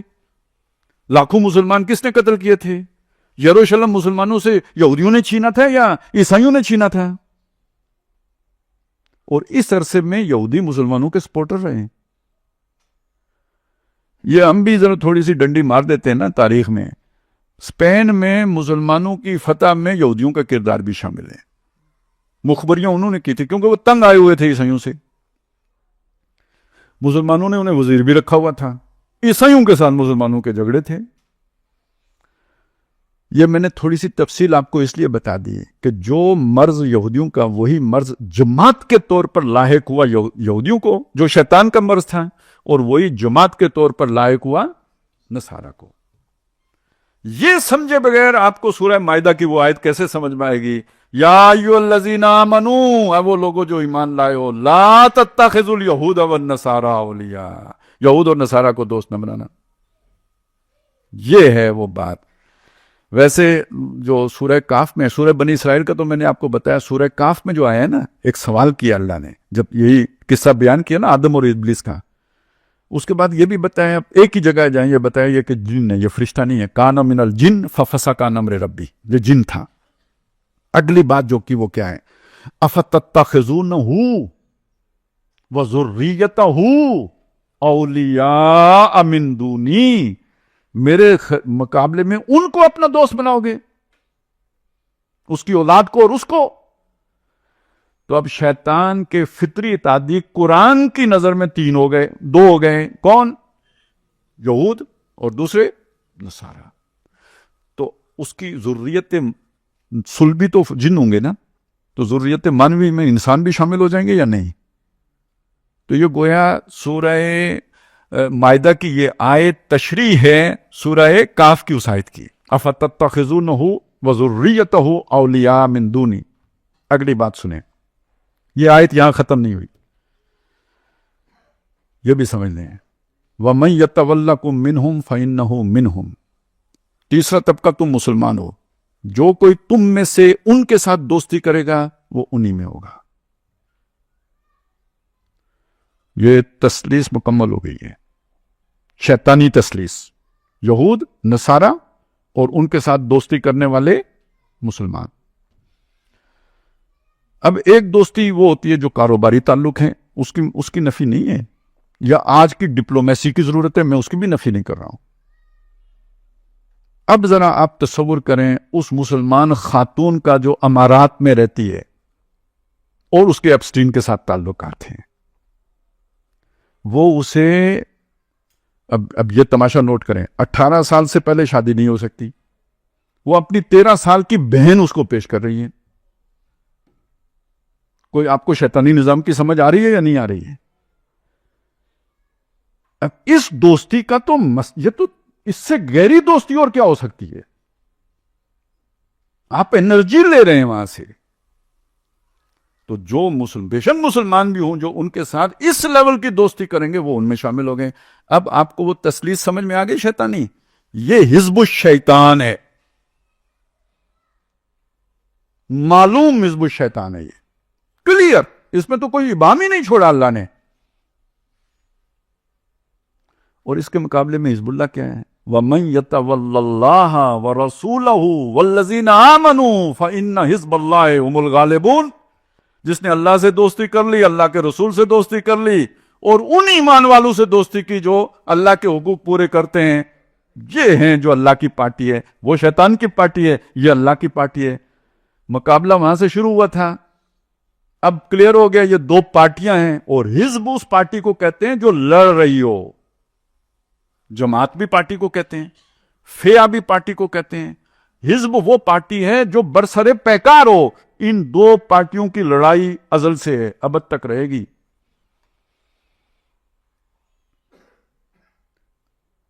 اب آپ دیکھیں کہ یہ جو اللہ کی پارٹی ہے اس کے پاس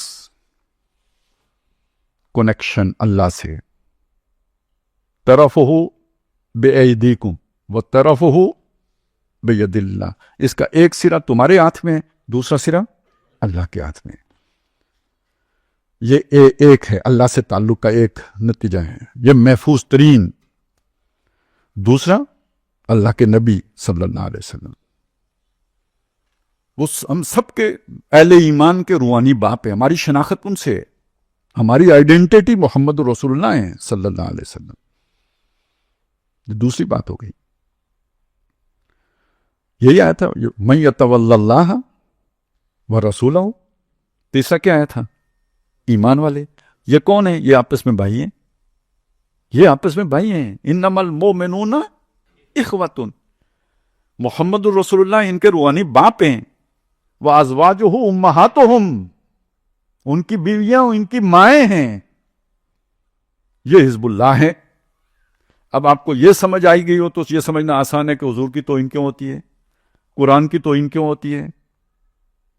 یہ حزب الشیطان نے یہ نہ کرے تو کیا کرے؟ لڑائی یہی تو لڑنی ہے اس نے. جو مسلمان سادہ ہے اس کو سمجھ نہیں آتی کہ یہ کیا ہو رہا ہے. یہ ہے جو خیر اور شر کا مارکا ہے. دنیا کو ہے پھر مارکائے روح و بدن پیش. تہذیب نے پھر اپنے درندوں کو ابارا، اللہ کو پامر دیے مومن پہ بھروسہ، ابلیس کو یورپ کی مشینوں کا سہارا. اب آ جائے میں آخری جو ہے نا حصے کی طرف آتا ہوں. اس حصے میں یہ حصہ مطلب یوں سمجھیے کہ پوری گفتگو کے اعتبار سے تو میں آدھے تک پہنچا ہوں، لیکن یہ کہ اس کو میں کوشش کروں گا مختصر کرتا ہوں. بات ساری آ جائے لیکن زیادہ تفصیل میں نہ جاؤں. یہ جو حزب الشیطان کی ایک طرف دیکھیں، آپ ذہن میں رکھیں کہ ایک ذکر آتا ہے قرآن مجید میں دو جگہوں پہ یاجوج ماجوج کا. یہ سمجھ لیجئے کہ ایک پوٹینشل جو ہے نا شیطان کی طرف، جیسے جنات ہوتے ہیں ان میں شر کا مادہ زیادہ ہے، اسی طرح یہ انسانوں کی وہ قسم ہے جس میں شر کا مادہ زیادہ ہے. اور یہ گویا شیطان کے پوٹینشل حزب ہے یا پارٹی ہے. ان میں سے لوگ مسلمان ہو سکتے ہیں، یاجوج ماجوج بھی مسلمان ہو سکتے ہیں، حدیث میں آیا ہے، لیکن ان کا پوٹینشل شر والا ہے. یہ مسلمان ہو کے بھی جھوٹ نہیں چھوڑ سکتے، یہ مسلمان ہو کے بھی کاروباری ہیر پھیر نہیں چھوڑ سکتے.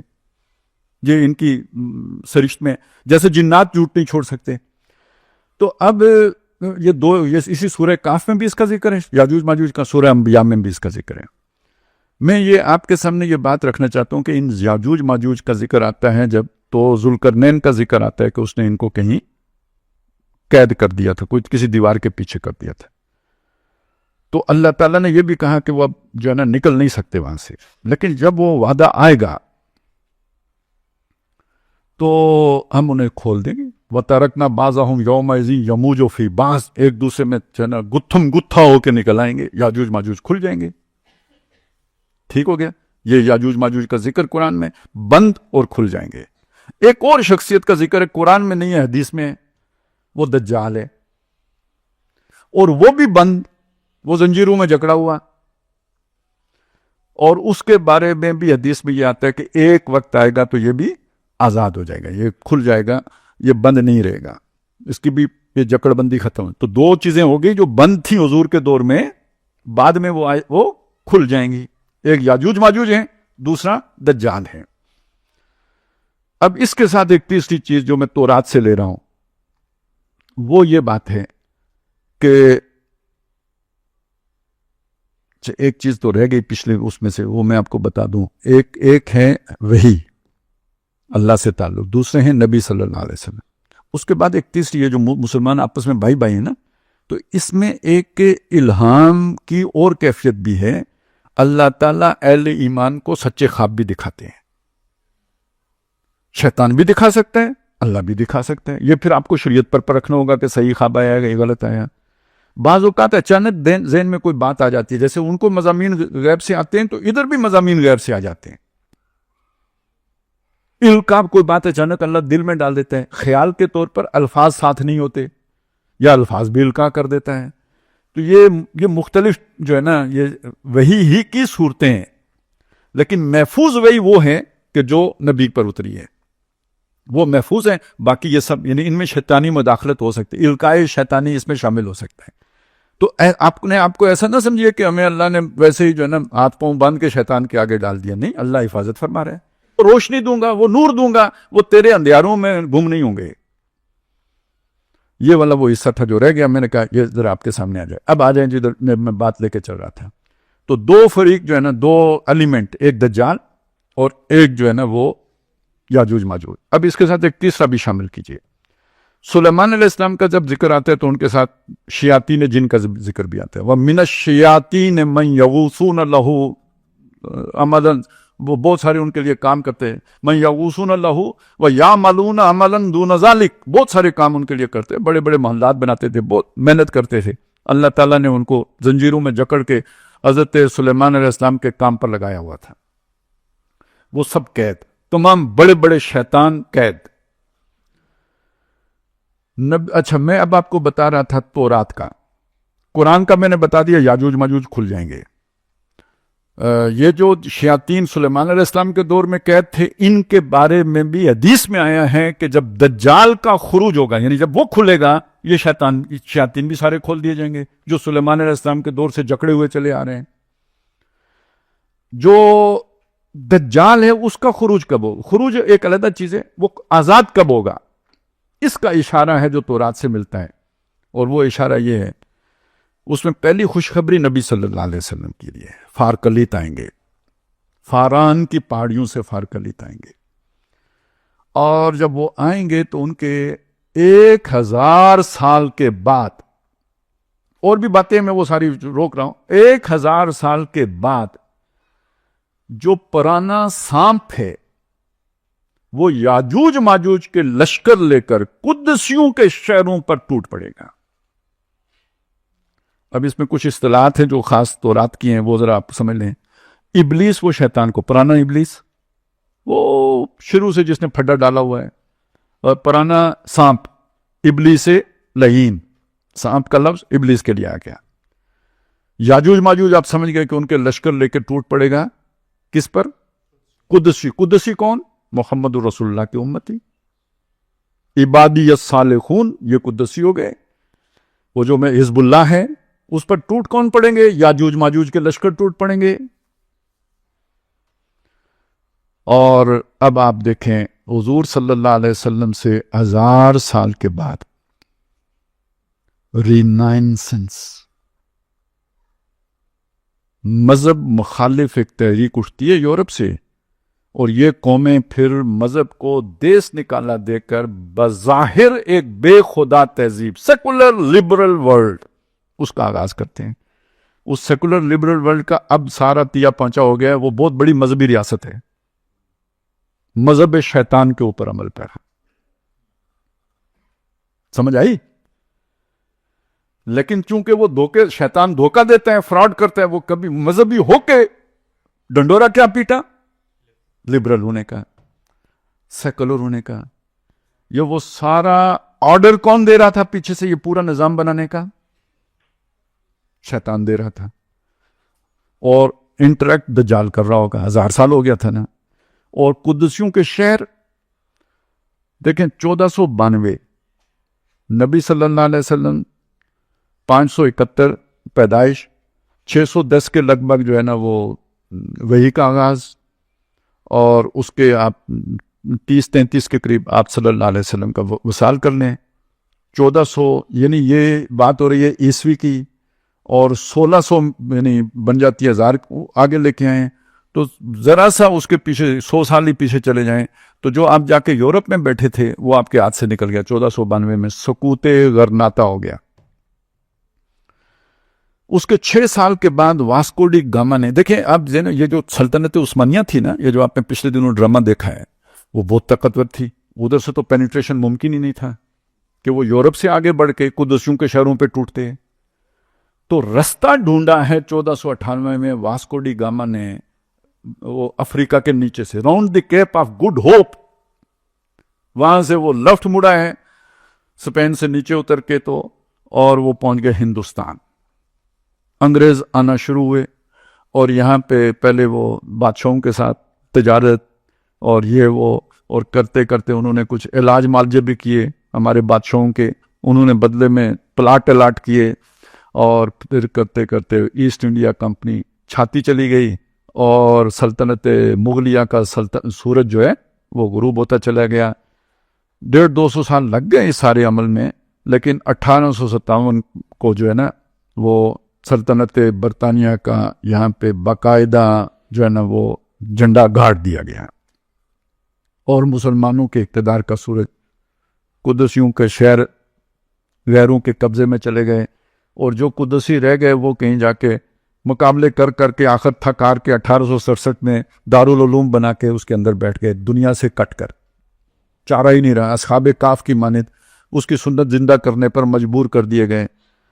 और फिर ये हिंदुस्तानी फौजी थी जो भर्ती होके जिन्होंने जाके अरब में यरूशलेम, जिसको आज हम रो रहे हैं, मस्जिद अक्सा, ये तुर्कों से छीन कर अंग्रेजों को दिलाया।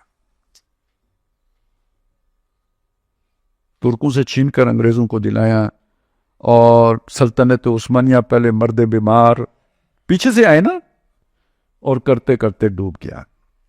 चाक कर दी तुर्के नादान खिलाफत की कबा, सादगी अपनों की देख औरों की यारी भी देख, और ये हो गया। अब आप सूरह अंबिया में जो याजूज माजूज का जिक्र आया वो सुने। वह हरामुन अला करियतिन अहलकनाहा अन्नहुम ला यरजून, जो बस्ती हलाक कर दी गई दोबारा वो आबाद नहीं हो सकती। मैं ज़्यादा तफसीरी निकात में इस वक्त नहीं जा सकता, सिर्फ इतनी बात आपके सामने अर्ज कर दूं।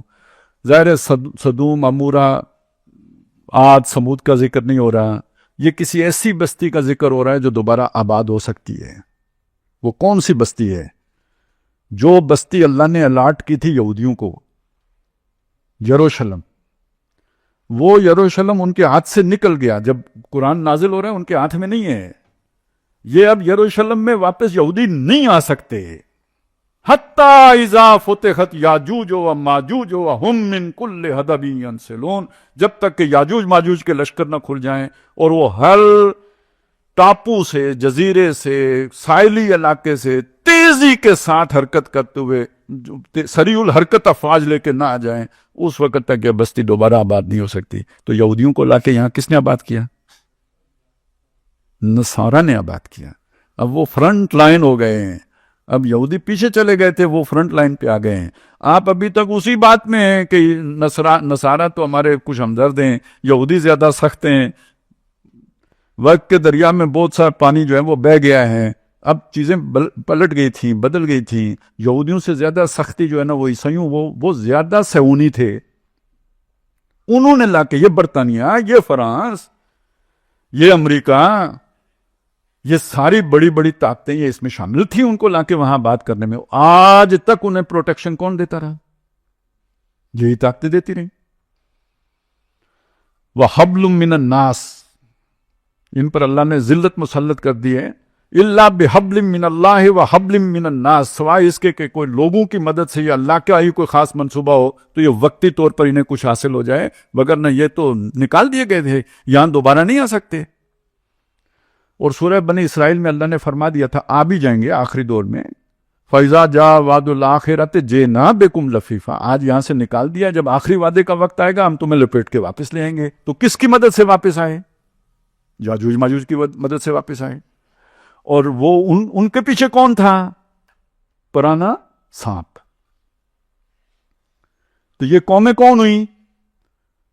یہ اس میں سمجھ میں آئی نا، یہ یاجوج ماجوج کی قومیں ہیں۔ اور یہ میں پہلا بندہ نہیں ہوں جو یہ بات آپ کے سامنے کہہ رہا ہوں، یہ مولانا مناظر احسن گیلانی نے اس کتاب میں لکھا، جو میں نے آپ کو شروع میں حوالے دیے تھے نا، جو میں اس میں سے گزرا ہوں، تو اس میں التذکیر بصورت الکاف، یہ ان کی کتاب کا نام ہے، اسے پڑھیں، اس میں انہوں نے ان پوری اقوام کو یاجوج ماجوج قرار دیا ہوا ہے۔ اس کے قریب ترین بات جو ہے نا ابوالکلام آزاد نے کی ہوئی ہے، اور مولانا علامہ اقبال نے تو کھل کے کہہ دیا نا، کھل گئے یاجوج و ماجوج کے لشکر تمام، چشم مسلم دیکھ لے تفسیر حرف ینسلون۔ یہ جو میں نے آپ کے سامنے پورا مضمون رکھا ہے نا، یہ اللہ نے 1 صدی پہلے اقبال پر کھول دیا تھا۔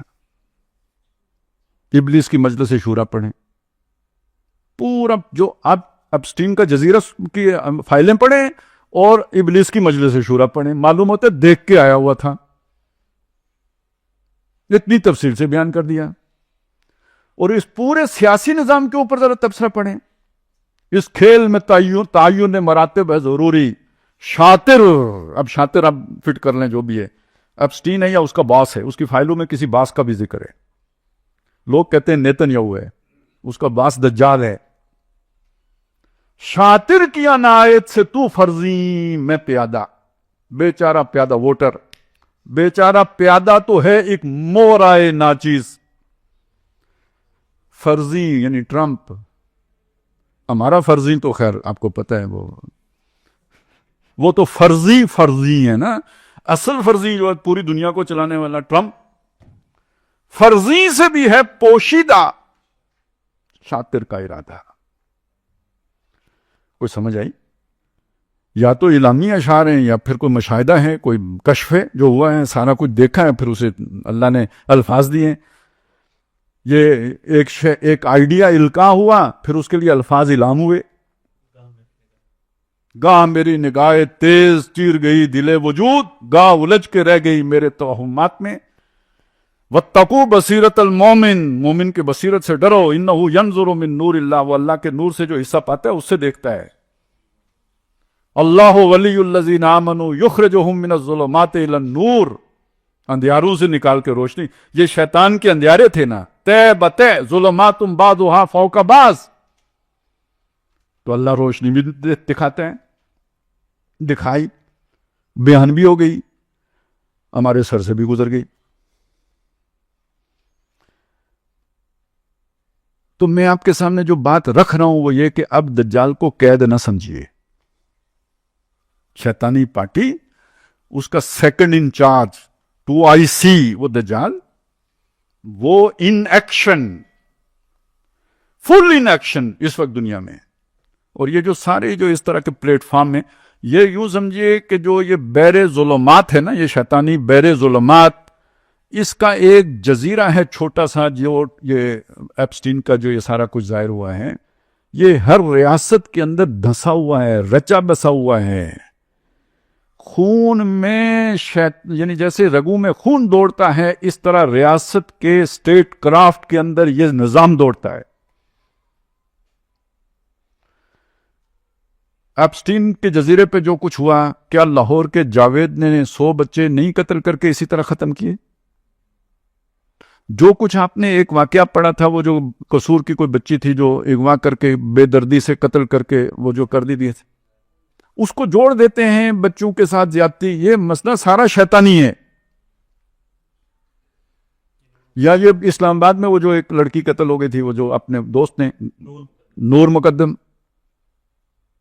یہ کوئی یعنی جسے آپ کہیں نا، یہ کوئی جنسی فعل نہیں ہے، یہ شیطانی عمل ہے۔ اب اس کو سمجھ لیں، بس یہ آخری جو ہے نا، یہ بہت اہم بات ہے. یہ جو شیطانی عمل ہے اس کا مطلب کیا ہے؟ انسان کو گھٹیا ترین ثابت کرنا. یہ کس کا وہ تھا؟ شیطان کا ایجنڈا تھا. یہ سارا کچھ کیے بغیر، جس سے کرات آئے، خود ہمیں بھی آتی ہے. تو اب شیطان اس کا کتنا حظ اٹھاتا ہوگا کہ میں نے I have done my job, جو اس کی اس لیے بھی ضرورت ہے. اور دوسری بات یہ کہ جنہوں نے بعد میں انسانوں کے اوپر ظلم کرنے ہیں، ان سے پہلے یہ سارا کچھ اگر نہیں کرایا جائے گا تو حکمران بن کے ایٹم بم کیسے گرائیں گے؟ آپ بٹن دبانے سے پہلے سوچیں کہ یہ جہاں جا کے پھٹے گا کیا ہوگا. آپ اس کے بعد بٹن دبا سکتے ہیں؟ تو لوگ فیصلے کرتے ہیں. وہ پائلٹ بعد میں پاگل ہو جاتے ہیں. فیصلہ کرنے والے کو کچھ نہیں ہوتا. تو پہلے اس کی ضروری تربیت بھی تو ضروری ہے نا، اس لیول کی. یہ وہ تربیتی پروگرام ہے. یہ ٹرانسفارمیشن کا پورا پروجیکٹ ہے، انسان کو ٹرانسفارم کرنے کا. اب آئیں فَلَا يُغَيِّرُنَّ خَلْقَ اللَّهِ، ایک تو وہ ڈی این اے بدل کے شروع سے ٹرانسفارم کر دو، اور جن کا ہے انہیں پھر رفتہ رفتہ. دیکھیے حضور نے فرمایا تھا ہر پیدا ہونے والا بچہ فطرت سلیم پر پیدا ہوتا ہے. یہ اس کے ماں باپ ہیں جو اسے بدل کے کچھ سے کچھ بنا دیتے ہیں. تو جو فطرت سلیم پر پیدا ہوئے ہیں ان کو تربیت سے، ماحول سے، ویکسینیشن سے بدل دو، اور جو باقی بچے ہیں ان کی نسل بگاڑ دو. اب آ جائیں نسل بگاڑنے کی طرف. ایک تو اس کی بات آ گئی، فائلوں میں آ گئی ڈی این اے کے ذریعے سے. لیکن دوسری بات میں پہلے ذکر کر چکا ہوں، اب میں آپ کے سامنے ذرا اسے کھول دینا چاہتا ہوں. اور وہ بات ہے دنیا میں زنا کو ترویج دے کر ایک حرامی نسل پیدا کر دینا کہ جس کے اندر خیر کا ریسیپینٹ ہی موجود نہ ہو. دیکھیں قرآن مجید میں اس طرح کے مضامین بیان ہوئے ہیں کہ نبی آپ کیا سمجھتے ہیں کہ یہ سنتے ہیں اور غور کرتے ہیں؟ انہم الا کالانعام، یہ نہیں ہے مگر چوپائے ہیں. یہ کیا بات ہے؟ یہ بات ہے. میں یہ تقریر بھینس کو سناؤں کوئی فائدہ ہوگا اسے؟ لیکن کیا سنے گی یا نہیں سنے گی؟ سنے گی، سمجھ نہیں آئے گی. تو اے نبی آپ سمجھتے ہیں کہ یہ سنتے ہیں اور سوچتے ہیں؟ نہ، یہ نہیں سن سکتے، سمجھ نہیں سکتے. آواز پڑتی ہے کانوں میں، سمجھ نہیں سکتے. وَمَثَلُ الَّذِينَ كَفَرُوا كَمَثَلِ الَّذِي يَنْعِقُ بِمَا لَا يَسْمَعُ إِلَّا دُعَاءً وَنِدَاءً. مثال ان کافروں کی ایسی ہے جیسے وہ شخص کہ جو نہیں سن سکتا سوائے اس کے کہ جیسے دور سے کوئی آواز آتی ہے تو کان میں پڑتی ہے، سمجھ نہیں آتی کہ کیا ہے. پکار کو سن لیتا ہے، ندا سن لیتا ہے، سمجھ نہیں آتی کہ کیا ہو رہا ہے، کیونکہ بہت دور سے بات کی جا رہی ہوتی ہے. کبھی کبھی نیٹ ورکنگ میں، اب یہ دور سے بات آپ کو کیا معلوم وہ آلہ دینا کس شے کو کہتے تھے، لیکن یہ کہ چلیں آپ کا نیٹ ورک خراب ہو تو آواز تو آ رہی ہوتی ہے، سمجھ نہیں آ رہی ہوتی. وہ چیزیں جو کہی گئی ہیں یہی جانوروں کے ساتھ ہوتا ہے، یہی انسانوں کے ساتھ ہوتا ہے. وَإِذَا قَرَأْتَ الْقُرْآنَ جَعَلْنَا بَيْنَكَ وَبَيْنَ الَّذِينَ لَا يُؤْمِنُونَ بِالْآخِرَةِ حِجَابًا مَسْتُورًا. اے نبی جب آپ قرآن پڑھتے ہیں تو آپ کے درمیان اور جو لوگ آخرت کا یقین نہیں رکھتے ان کے درمیان ایک خفیہ پردہ طاری کر دیتے ہیں، ہم پردہ طاری کر دیتے ہیں. یہ اس کو میں کہہ رہا ہوں ان کا وہ ریسیپینٹ ہی نہ رہے کہ جو اس وحی کو سمجھ سکے. اب یہ نقطہ جو ہے نا سمجھنے کا ہے. میں اور آپ کمیونیکیٹ کر رہے ہیں، یہ ذہن کی باتیں ہیں. محمد الرسول اللہ صلی اللہ علیہ وسلم کے دل پر قرآن اترا ہے. یہ میں آیتیں جو آپ کے ساتھ شیئر کر رہا ہوں یہ آپ سن رہے ہیں، کان سے جا رہی ہیں ذہن میں. یہ اگر دل میں اتریں گی نہیں تو انفارمیشن ہے. دل میں تب اتریں گی جب آپ پہلے سے آپ کے اندر یہ آئیڈیا موجود ہے. اللہ نے رکھا ہوا ہے، میں نے نہیں رکھا، اللہ نے رکھا ہے. یہ یاد دہانی ہے میں جو کرا رہا ہوں، اس سے وہ دل کی آنکھ کھل گئی، آپ کو سمجھ آ گیا. وہ یاد دہانی اندر ہے ہی نہیں، یہ مضمون اندر جا ہی نہیں سکتا. یہ میں کوئی اپنی کہانی نہیں سنا رہا، قرآن میں ہے اللہ نور السماوات والارض.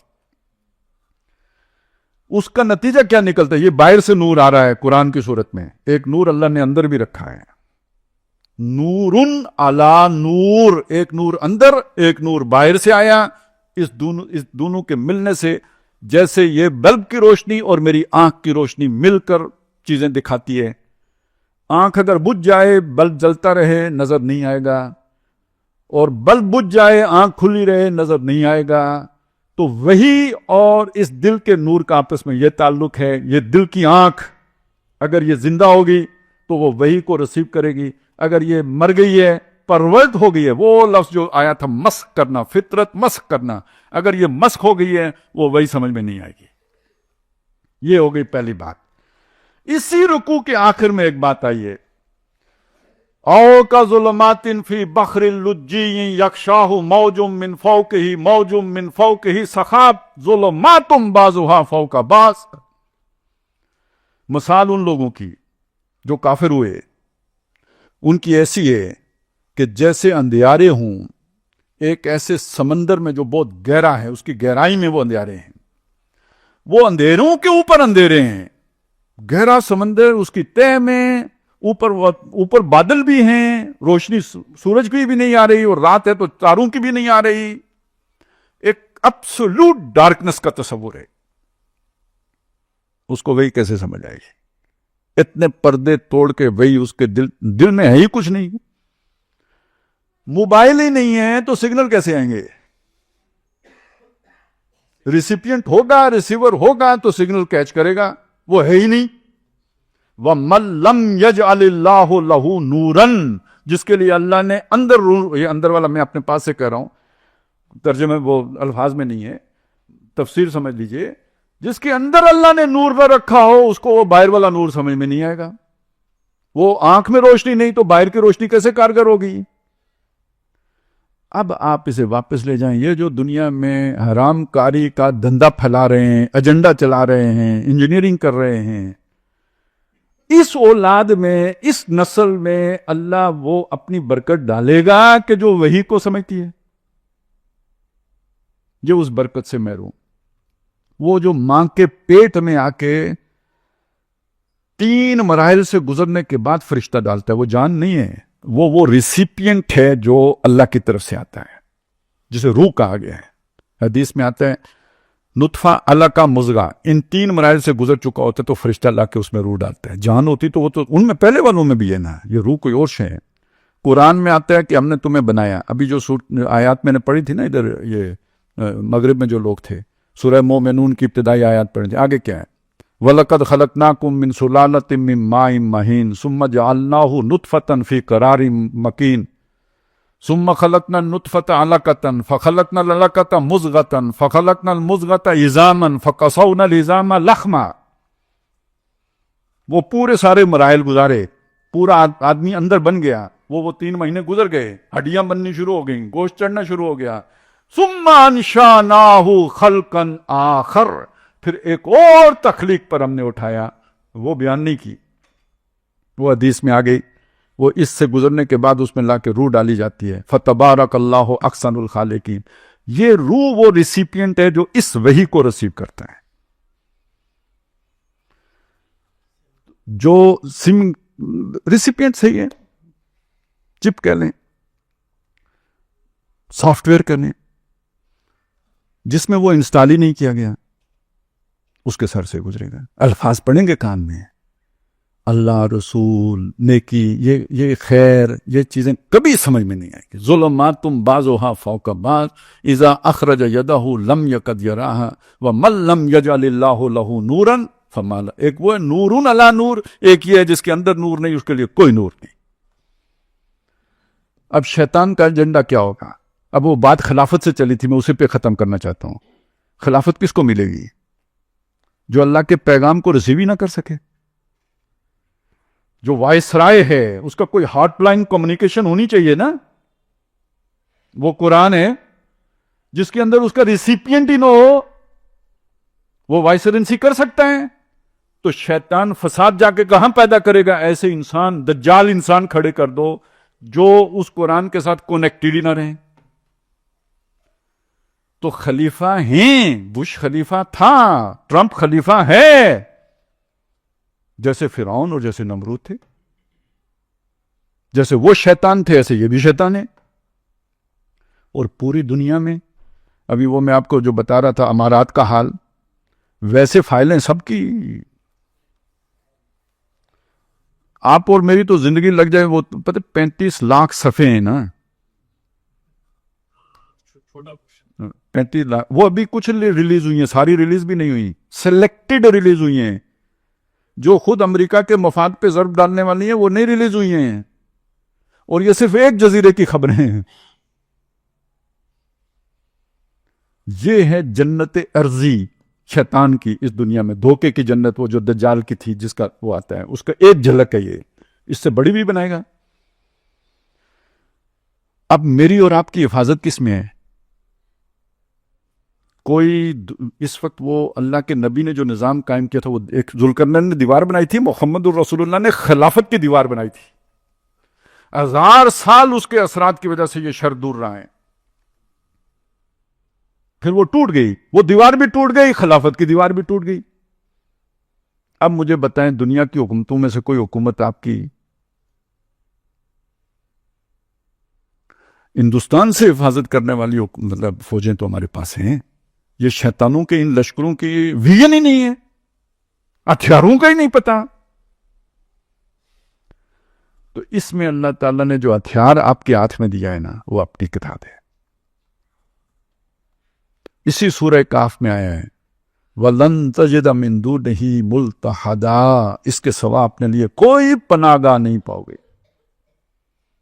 وَاتْلُ مَا أُوحِيَ إِلَيْكَ مِن كِتَابِ رَبِّكَ لَا مُبَدِّلَ لِكَلِمَاتِ اللَّهِ وَلَن تَجِدَ مِن دُونِهِ مُلْتَحَدًا، اپنے رب کی کتاب کی آیات کو تلاوت ان کی کرو، اس کی پیروی کرو، اس کی اتباع کرو، اللہ کے کلمات کو کوئی بدلنے والا نہیں۔ خلافت دنیا میں اللہ کی قائم ہو کے رہنی ہے، کوئی اسے بدل نہیں سکتا، جتنا بڑا منصوبہ بنا لے اللہ قائم کر کے رہے گا۔ وَلَقَدْ كَتَبْنَا فِي الزَّبُورِ مِن بَعْدِ الذِّكْرِ أَنَّ الْأَرْضَ يَرِثُهَا عِبَادِيَ الصَّالِحُونَ، کر کے چھوڑے گا، اللہ کے ارادے کو کوئی بدل نہیں سکتا۔ لَا مُبَدِّلَ لِكَلِمَاتِهِ، اور خود تمہارے لیے وَلَن تَجِدَ مِن دُونِهِ مُلْتَحَدًا، اس کے سوا کوئی جو ہے نا پناہ گاہ نہیں ہوگی۔ اس سے پہلے سورہ بنی اسرائیل میں وہ جب اس کو کہا جو مرضی کر، تو ساتھ یہ بھی کہا وَإِنَّ عِبَادِي لَيْسَ لَكَ عَلَيْهِمْ بِسُلْطَانٍ، میرے بندوں پر تیرا بس نہیں چلے گا۔ تو اب دوسری بات آ گئی، اللہ سے تعلق مضبوط، اللہ کی بندگی، اللہ کی فرما برداری، بے حیائی سے بچیں، نظروں کی بھی حفاظت کریں، زنا سے دور رہیں، نکاح کو عام کریں، سادہ کریں، آسان کریں، زیادہ کریں، اور اس ادھر قدغن لگائیں، اور نکاح کے بعد بھی فطری حدود کی پابندی کریں، کیونکہ اس سے بھی فساد پیدا ہو سکتا ہے۔ یہ حدیثوں میں آیا ہے سوائے عیسیٰ علیہ السلام کے ہر پیدا ہونے والے بچے میں شیطان کوئی نہ کوئی مداخلت ضرور کرتا ہے۔ نبی صلی اللہ علیہ وسلم کے بھی شروع میں بچے تھے آپ، ایک واقعہ آتا ہے سیرت کی کتابوں میں، پتہ نہیں کسی نے پڑھا ہوگا یا نہیں، کہ آپ کھیل رہے تھے بچوں کے ساتھ، اچانک آپ گر پڑے، تو بچے گھبرا کے بھاگے گئے، تو یہ تو بعد میں حضور نے فرمایا، جو اس سے معلوم ہوا کہ وہ جبریل نے آپ کا سینہ مبارک چاک کر کے دھویا ہے۔ کوئی سمجھ آئی؟ اور دوسری مرتبہ یہ کام کب ہوا ہے؟ جب معراج پہ لے کے جانا تھے۔ یہ چیزیں لوگوں کی سمجھ میں نہیں آتی، یہ کیا ہیں؟ یہ اندر کی پاکی ہے۔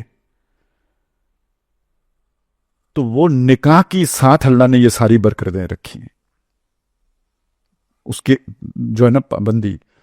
وَلَا تَتَّبِعُوا خُطُوَاتِ الشَّيْطَانِ وَمَن يَتَّبِعْ فَإِنَّهُ يَأْمُرُ بِالْفَحْشَاءِ وَالْمُنکَرِ، وہ بے حیائی کو اور برائی کا حکم کرتا ہے۔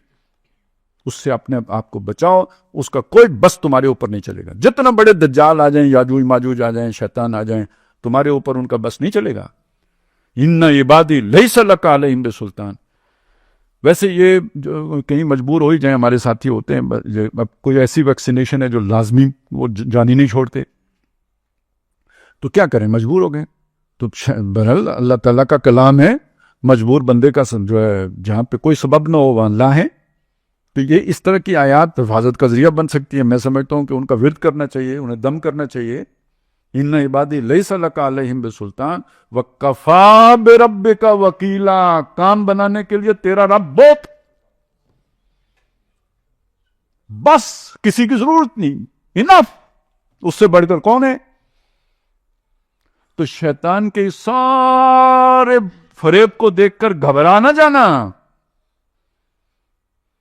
وہ تمہارے ساتھ ہے، تمہارا رب تمہاری حفاظت فرمائے گا۔ اقبال نے ایک بات اور کہی ہے، وہ اس سے اسی کے ساتھ جڑی ہوئی ہے، آگ ہے، اولاد ابراہیم ہے، نمرود ہے، کیا کسی کو پھر کسی کا امتحان مقصود ہے؟ جو سارا فریب دیکھ کے آپ کو لگتا نہیں، تو پھر ابراہیم علیہ السلامی کو یاد کرو، رب وہی ہے آج بھی، قلنا یا نارو کونی بردم و سلامن علی ابراہیم، ہم نے کہا آگ ابراہیم کے اوپر ٹھنڈی ہو جا۔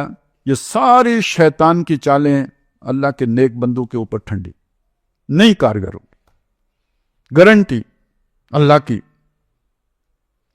بھئی اللہ ان کی مدد نہیں کرے گا تو دنیا میں اللہ کا منصوبہ ہی سارا یہ فلاپ کر دیں گے نا، کرنی ہی کرنی ہے۔ جیسے اللہ نے دنیا میں زندگی برقرار رکھنے کے لیے بارش برسانی ہی برسانی ہے، ایسے ہی اللہ نے حق کو قائم رکھنا ہی رکھنا ہے۔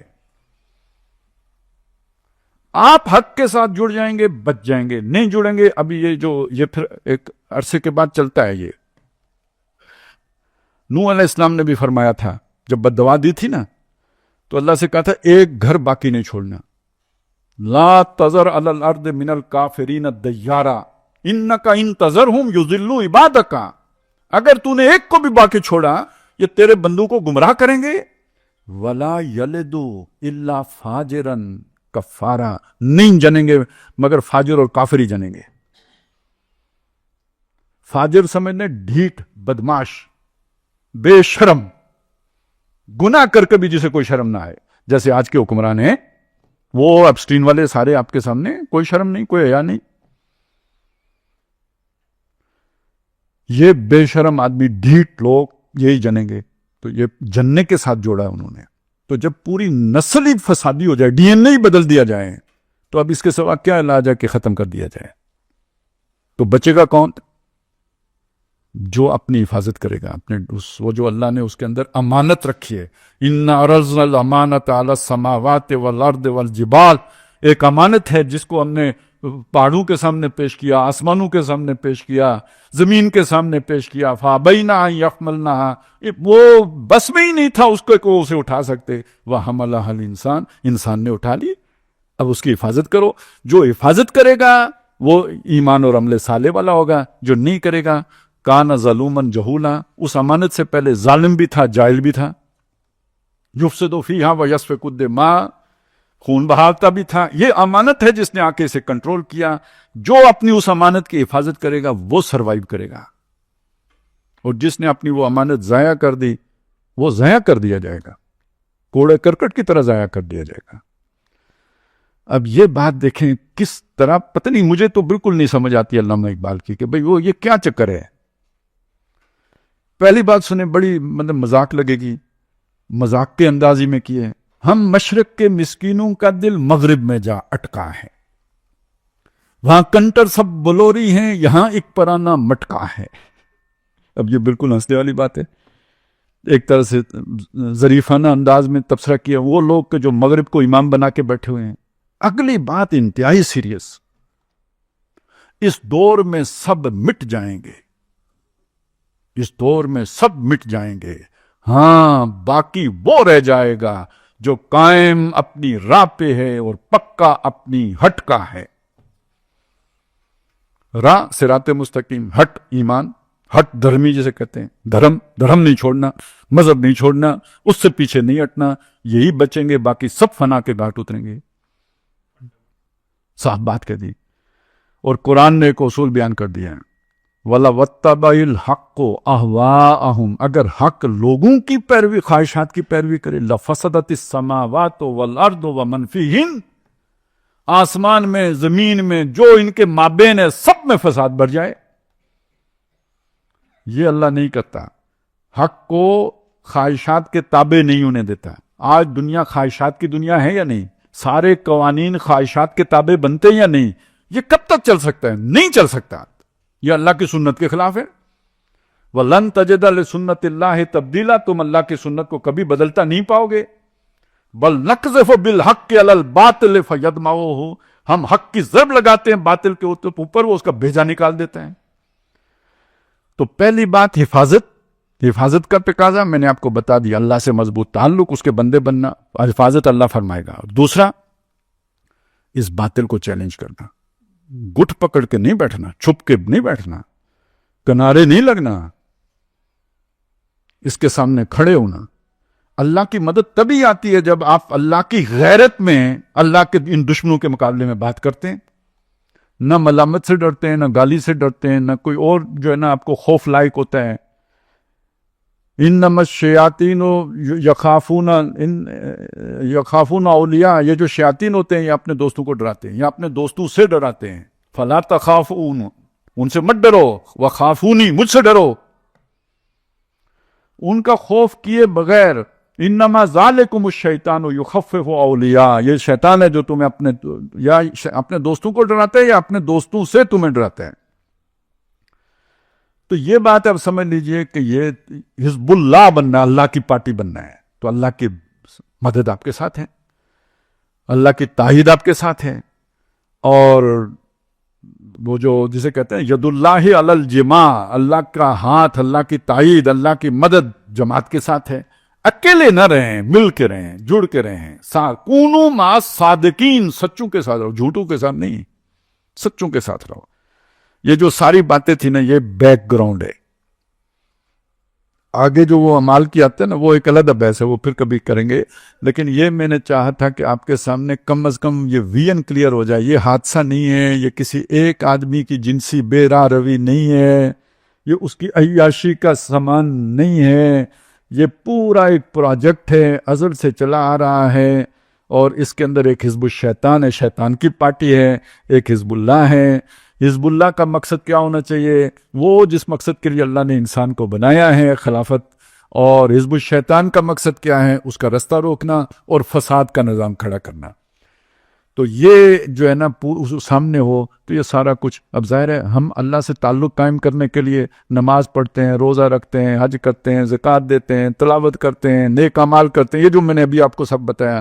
تو جنہوں نے شیطان سے تعلق رکھنا ہے وہ بتوں کو سجدہ کرتے ہیں، شیطان کو سجدہ کرتے ہیں. بال کے آگے بچے جا کے قربان کرتے ہیں، شیطان تب راضی ہوتے ہیں. تو دونوں طرف اعمال ہیں اپنی اپنی جگہ پہ. اور یہ سارا ان اعمال کا مظہر ہے جو دنیا میں ہو رہے ہیں. اور پھر شیطان سے یہ پاور لے کے دنیا میں اقتدار قائم، وہی رستے کھولتے ہیں. اور وہ سمجھتے ہیں کہ یہ چونکہ یہ 400 سال شیطانی کے گزرے ہیں، رات کی مانند تھے، تو اس لیے یہی سمجھا گیا کہ طاقت شیطانی سے ملتی ہے. تو جس نے بھی طاقت چاہیے ہو تو وہ پھر یہ رستہ پکڑتا ہے. کاروبار میں ترقی کرنی، وہ جس نے اپنے 13 سال کی بہن پیش کی ہے، وہ کاروبار میں ترقی کرنے کے لیے کی ہے. تو یہ دنیا میں جو پورا ایک نیٹ ورکنگ ہے، پورا ایک نظام ہے جو چل رہا ہے اور چھایا ہوا ہے، پوری طرح چھایا ہوا ہے. لیکن یہ زیادہ عرصہ نہیں رہے گا، بلکہ وہ پھر اقبال کی بات یاد آ گئی، بس اسی پہ ختم کر دوں گا، گھبرائیں مت. آسماں ہوگا سحر کے نور سے آئینہ پوش، یہ رات ہے نا، سحر ہوگی. آسماں ہوگا سحر کے نور سے آئینہ پوش، اور ظلمت رات کی سیما پا ہو جائے گی. پھر دلوں کو یاد آ جائے گا پیغام سجود، دل کنیکشن. پھر دلوں کو یاد آ جائے گا پیغام سجود. پھر جبیں خاک حرم سے آشنا ہو جائے گی. شیطانوں کو سجدے نہیں ہوں گے، رحمان کو سجدہ ہوگا. پھر جبیں خاک حرم سے آشنا ہو جائے گی. آنکھ جو کچھ دیکھتی ہے لب پہ آ سکتا نہیں، میں وہ حیرت ہوں کہ دنیا کیا سے کیا ہو جائے گی. آج بھی یہ سمجھانا مشکل ہے، تو 100 سال پہلے سمجھانا کتنا مشکل تھا. شب گریزاں ہوگی آخر جلوائے خورشید سے، یہ چمن معمور ہوگا نغمہ توحید سے. اللہ تعالی ہمیں ان میں شامل فرمائیں کہ جو اس نغمہ توحید کے لیے تن من دھن لگائیں. بچے اس طرح قربان نہ کریں جیسے لوگ بالوں کے آگے قربان کرتے ہیں، بال جیسے بت کے آگے. لیکن یہ کہ قربانی کا جذبہ اللہ کے لیے تو ہونا چاہیے. من ماتا، جو مرا، ولم یغزو، اس نے کبھی اللہ کے لیے جنگ بھی نہیں کی تھی، اور نہ ہی اس کے دل میں خیال ہی پیدا ہوا کہ میں اللہ کے لیے لڑوں اور مروں. ماتا علی شعبۃ من النفاق، تو قربانی ادھر بھی ہے، شیطان بھی قربانی مانگتے ہیں، ہم رحمان کے لیے قربانی دینے والے بنے۔ اللہ تعالیٰ ہمیں اس کی ہمت توفیق عطا فرمائے۔ اقول قولی ھذا واستغفر اللہ لی ولکم ولسائر المسلمین والمسلمات۔ ایک اعلان بھی سن لیں، یہاں پہ انشاءاللہ تعالیٰ اس رمضان میں دورہ ترجمہ قرآن کی محفل ہوگی، اور پیش نظر یہی ہوتا ہے کہ پورے قرآن سے گزریں گے، ترجمہ ہوگا، تو شاید کہ کوئی دل کی کلی کھل ہی جائے، میں کھلنے کہنا ہے کھل جائے، اور وہ جو ہے نا اللہ تعالیٰ روشنی عطا فرما دے۔ تو ایک موقع ہے بہت جلد آنے والا ہے، تو اس سے استفادہ کیجئے جتنا بھی ہو سکے، دوستوں کو بھی بتائیے۔